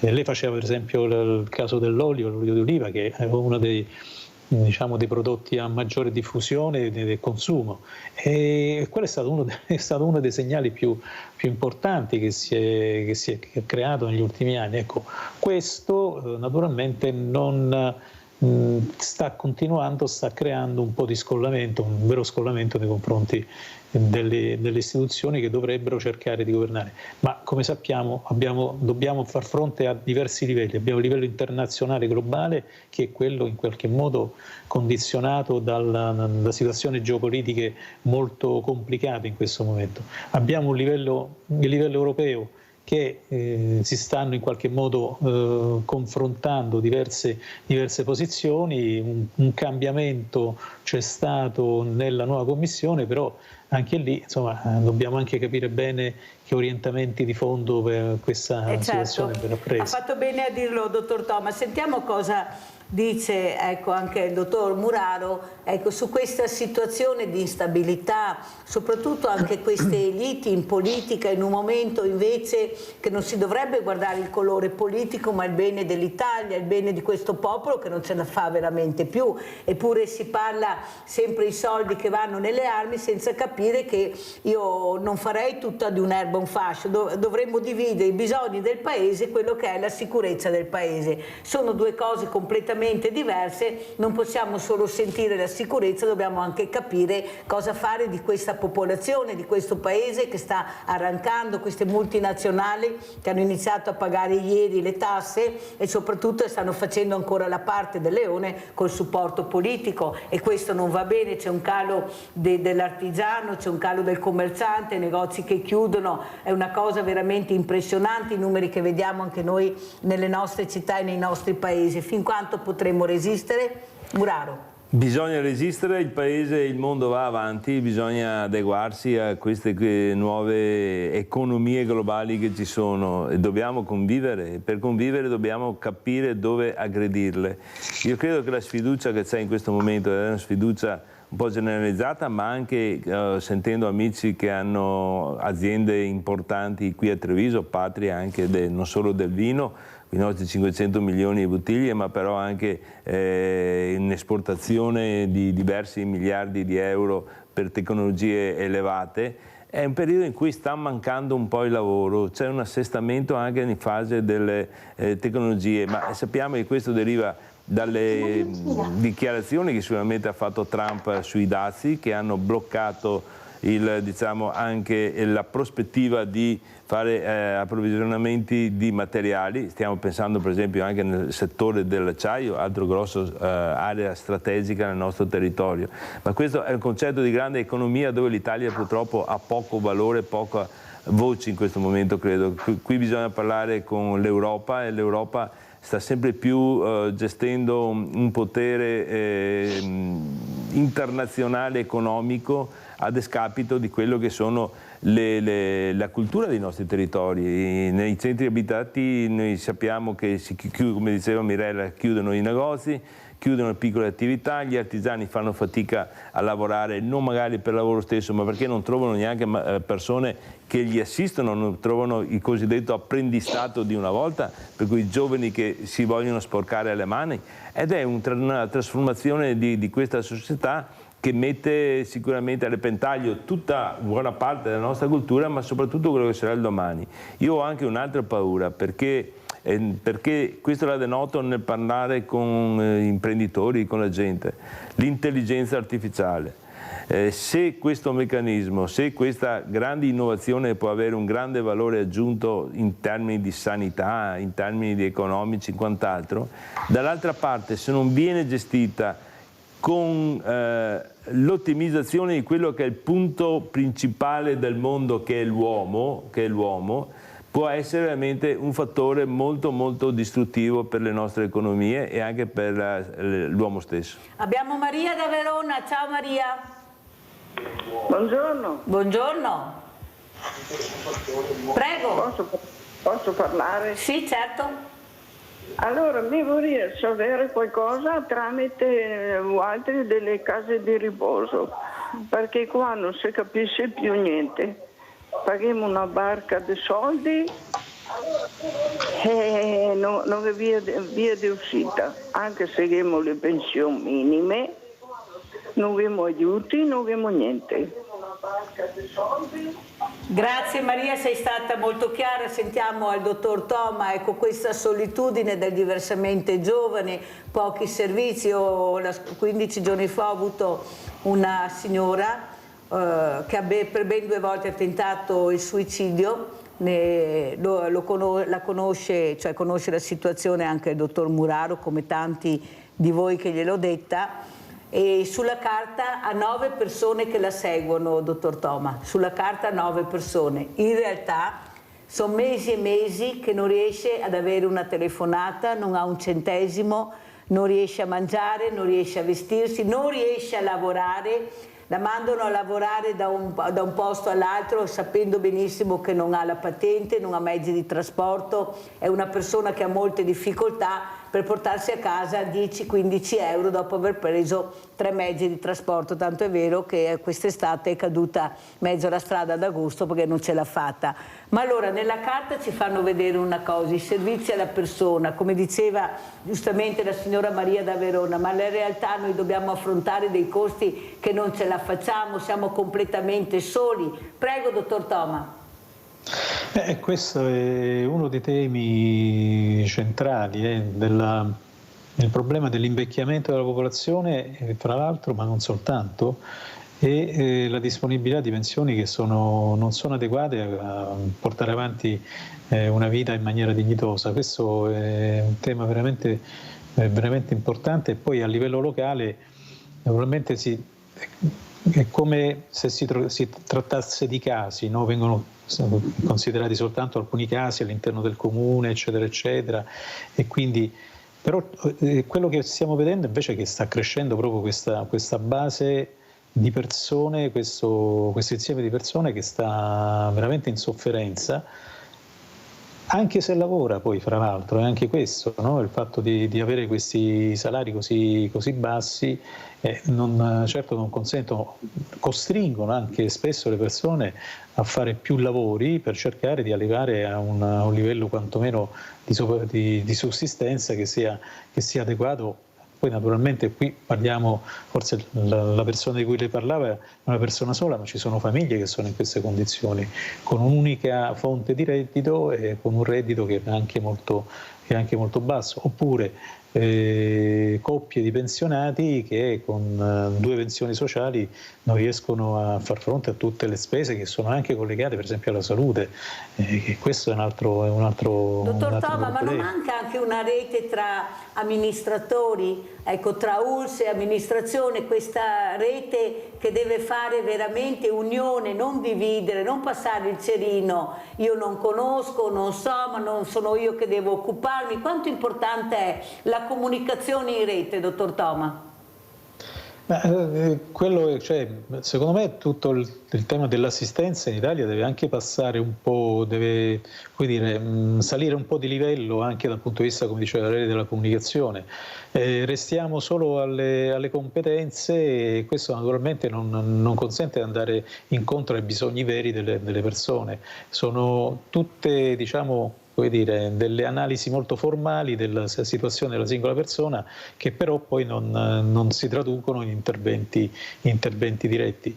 L'unica cosa che noi stiamo vedendo anche attraverso altri studi è che per fortuna per certi aspetti in certi territori ancora è molto forte anche una rete sia di volontariato che di enti del terzo settore che in qualche modo suppliscono a questa assenza e questa incapacità di di confrontarsi realmente con i bisogni delle persone. Quindi sappiamo che la sanità pubblica non può fare tutto, sappiamo che la sanità privata persegue altri obiettivi, abbiamo un terzo settore che è il perno della solidarietà collettiva, ma spesso questi tre mondi appunto hanno obiettivi diversi e non riescono invece Dottor Toma, lasciamo individuare. perdere, perché il mondo dell'associazionismo, del volontariato deve girare coi commercialisti e pagare per fare il volontario. Certo. A questo punto qualcuno non ha capito niente, questa è la verità amara che noi veramente viviamo tutti i giorni. Allora Moraro, come vice sindaco, quando le persone bussano adesso cosa faccio? Case non ne ho, soldi pochi, anche se qualcuno ha detto che i sindaci sono pieni di soldi, è vero? Ma qualche buona fiaba, fantasia esiste ancora, siamo nel periodo appena concluso il carnevale, per cui insomma possono anche pensare di queste cose. Purtroppo i comuni sono l'ultima ruota del carro, ma da anni e anni, nel quale i sacrifici gli si chiedono sempre ai comuni. Le risorse sono sempre meno, i bilanci. Ma io ricordo, faccio un esempio, ho iniziato a fare il consigliere comunale ai primi degli anni 90 e a Mogliano, paese di 30.000 abitanti, aveva un bilancio che era attorno ai 28-29 miliardi di vecchie lire. Paragonati ai soldi che abbiamo adesso, per cui dopo quasi 35 anni, 33 anni, che sono ritornato nella mia città, il bilancio si può dire sostanzialmente, con la trasformazione da lire ad euro, sostanzialmente è quello. Non è cambiato di tanto, sono aumentate le competenze, sono aumentati i problemi, sono aumentate le richieste da parte dei cittadini, i servizi che sono stati decentrati per esempio sull'anagrafe da parte dello Stato ai comuni, e i comuni sono sempre con l'acqua alla gola. È vero che se anche sulla riforma dei comuni se ne è parlato tanto, ma non si è mai fatto niente, perché piccoli comuni e 200, 300, 500, 2000 persone dovrebbero trovare una fusione, ma si perde anche qua una certa, è un discorso un po' più avanzato. Il momento credo che il disagio è parecchio sentito nel nostro territorio, perché abbiamo un buon welfare sicuramente anche qui a Treviso, nel Veneto. Questo devo dire, io credo che questo nostro buon welfare ce l'abbiamo perché abbiamo avuto anche un grande presidente che è Luca Zaia, che non ha fatto nel momento dell'inizio degli anni 2000-2010, non ha fatto quanto hanno fatto certi altri presidenti di regione che hanno trasformato, hanno spostato l'asse dalla sanità pubblica alla sanità privata. Lui ha mantenuto sempre un certo timone dritto sulla sanità pubblica, investendo parecchio sulla sanità pubblica con le risorse a disposizione, e questo è riuscita a mantenere ancora un terzo settore, il mondo dei volontari, della solidarietà, un mondo abbastanza attivo che dà abbastanza aiuto ai comuni, ma stiamo parlando di una realtà che è il Veneto, che è Treviso. Ovvio che le risorse sono sempre poche, però dobbiamo dire che anche i numeri che noi abbiamo di grandi sofferenze, se li confrontiamo con altre realtà del nostro paese, sono veramente più affrontabili. Io volevo dare un dato quando si parla, perché anche su tutto questo dobbiamo guardare anche cos'è poi il concetto sanità, lavoro, quant'altro, di natalità. Noi siamo una realtà, parliamo tanto ma non abbiamo mai questa visione. L'anno prossimo dovremo chiudere un'altra scuola elementare, si sta già pensando di chiudere 30.000 abitanti, come sto parlando in una città, dovremo chiudere una scuola media. 2024 ci sono stati a Mogliano Veneto 150 nascite di bambini italiani, di famiglie locali, 350, manca il dato 353, 354 defunti, 400 bambini extracomunitari nati. Allora, noi dobbiamo affrontare anche questo cambiamento, perché se noi abbiamo avuto un innalzamento nel rapporto nella città, c'è stato per le nascite di extracomunitari. Noi dobbiamo avere una capacità di dover integrare e modificare certi stili anche nelle nostre realtà, anche in termini umani, ma anche di inserimento. Ma vede, Maria è stata chiara, Maria da Verona. Io come faccio con la pensione bassa che ho e le RSA sono un miraggio, non abbiamo personale. Allora noi abbiamo pensato dei fondi del PNRR che erano destinati soprattutto al terzo settore di farli diventare cemento, per carità. Tutto rispetto, però se poi dentro quel cemento non abbiamo le persone che ci curano e non abbiamo, forse chiudete le scuole ma aprite le RSA nelle scuole. Diceva il dottor Toma prima, giustamente, come diceva giustamente il dottor Toma prima, noi abbiamo finito le prebende, no? Abbiamo finito il PNRR che erano i soldi dell'Europa. Adesso dobbiamo iniziare a camminare con le nostre gambe e a ritornare anche una parte di quei soldi che l'Europa ci ha chiesto all'Europa, per cui abbiamo un ulteriore debito a pagare. Ma si sapeva che si dovevano Dobbiamo aumentare la spesa, il fondo della spesa per la NATO che ha chiesto Trump. Cioè, sono momenti difficili i prossimi anni, sicuramente saranno momenti molto molto difficili dove il debito pubblico, benché escluso come vogliono quello dell'armamento, togliamolo dai fondi diciamo, del rapporto quel rapporto di solidarietà che noi abbiamo in Europa, il patto di stabilità che abbiamo in Europa, escludono quei soldi sugli armamenti, escludono i soldi del patto di stabilità. Mi sembra tanto una presa in che se giro. no non ce la faccio, vai Leone! Ciao Mirella, grazie, sono i tuoi ospiti. Allora, io sono del parere che quando un bambino nasce in Italia è italiano, poi è compito dello Stato, quando cresce, farlo diventare un italiano, con buone scuole, buone istruzioni, buoni sistemi di educazione.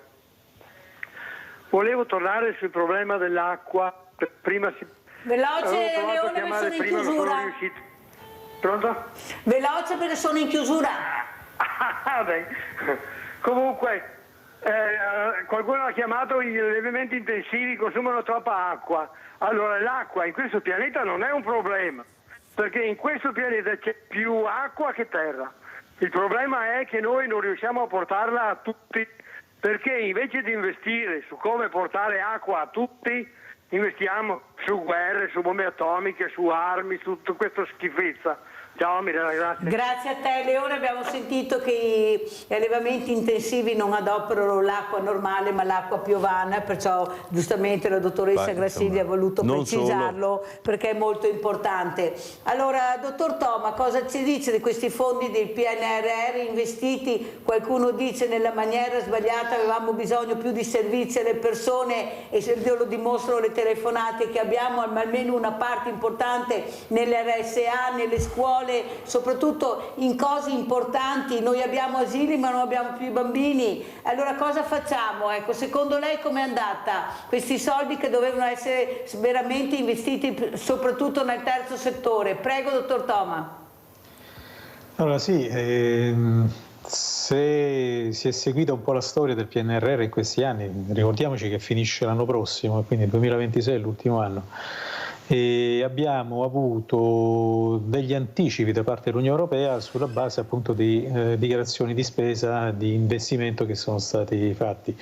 Alcuni investimenti sono stati poi rivisti, alcune risorse sono state spostate su altri obiettivi e questo ha un po' rallentato, ha sicuramente rallentato anche la capacità e l'impatto stesso degli investimenti generali, diciamo, del PNRR, quindi sia pure lì effettivamente un livello di maggiore efficacia poteva essere perseguito e ad oggi il rischio è che arriviamo alla fine del periodo di investimento senza aver speso o impegnato tutti quanti i fondi a nostra disposizione. Quindi questo, da questo punto di vista, naturalmente è un tema che dobbiamo in qualche modo affrontare. Ma al di là della questione, diciamo, della capacità di spesa, alcune cose che sono state fatte dal punto di vista infrastrutturale, per esempio, porteranno dei vantaggi nei prossimi anni. Forse la parte più sociale che è stata un po' troppo lasciata da parte perché comunque sono tipologie di spesa che in qualche modo hanno un ritorno molto lontano nel tempo. Grazie veramente, grazie al dottor Andrea Toma. responsabile area economica lavoro Censis, di essere stato con noi e veramente buon lavoro dottor Toma, e speriamo che qualcuno capisca che bisogna usare anche il buon senso nei soldi e vedere quello che serve realmente e poi non trovarci che dobbiamo ancora spendere i soldi e non ce la faremo neppure, anche se abbiamo delle persone meravigliose, dei geni, dei ricercatori, degli scienziati, chi ne ha più ne metta. Eppure la politica va da un'altra parte.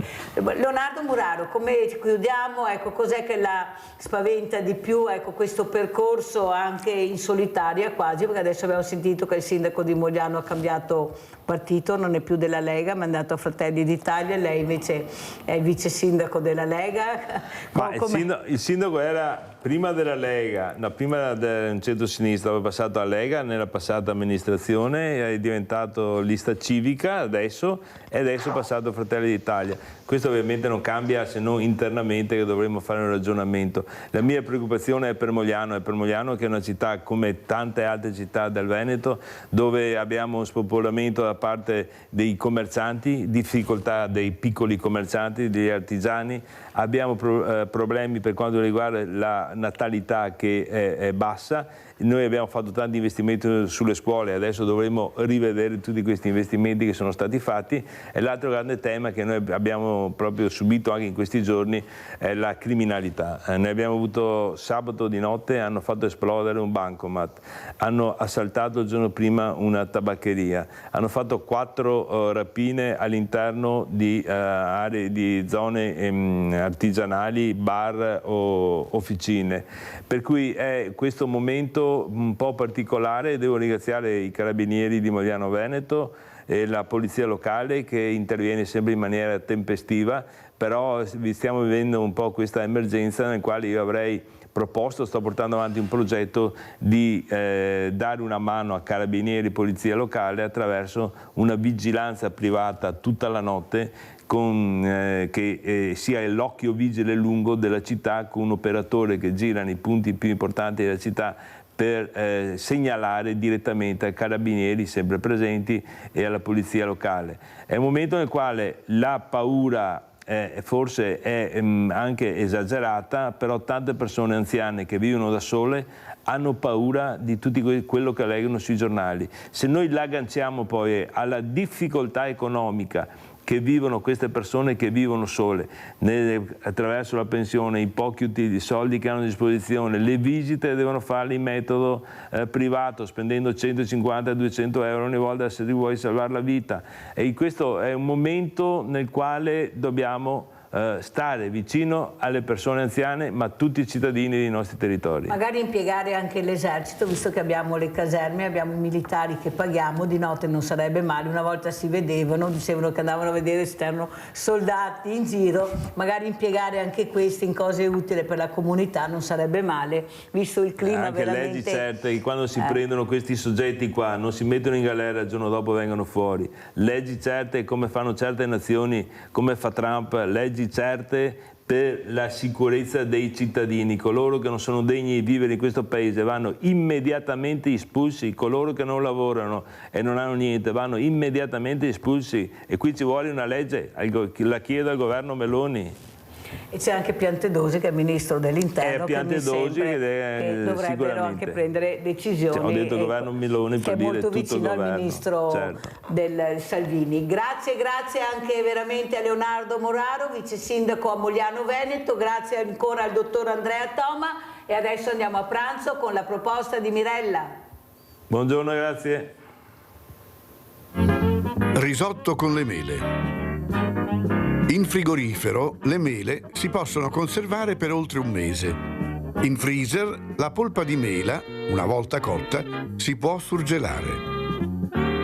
Ingredienti per 4 persone: 300 g di riso, 2 mele, 40 g di burro, mezzo bicchiere di vino bianco secco, brodo di dado di carne, 2 cucchiai di formaggio parmigiano grattugiato, olio, buccia di limone, sale, pepe.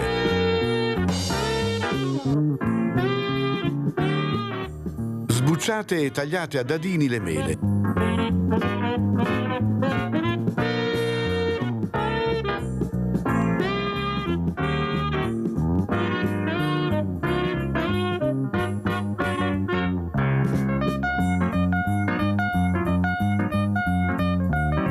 noce di burro. Scottatele pochi minuti in acqua bollente con la buccia di limone. In una pentola fate scaldare un po' d'olio e aggiungete il riso. Mescolate.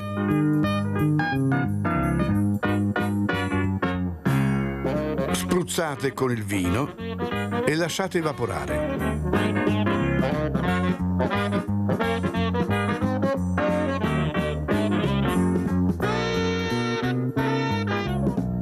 Versate un mestolo di brodo.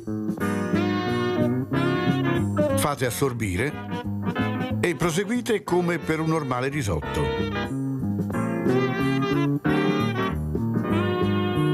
A un terzo della cottura aggiungete le mele.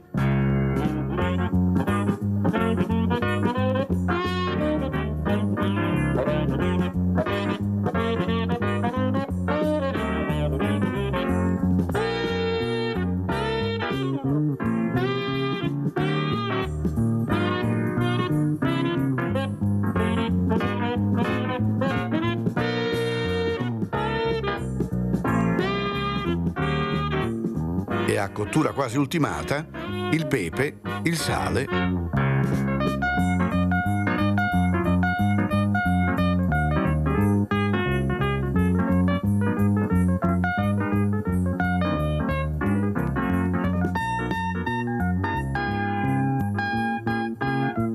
il formaggio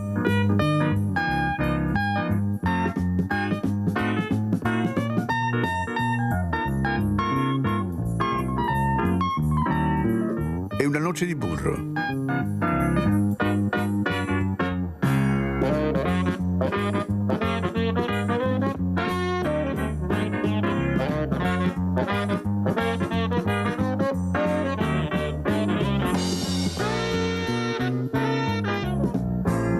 Servite.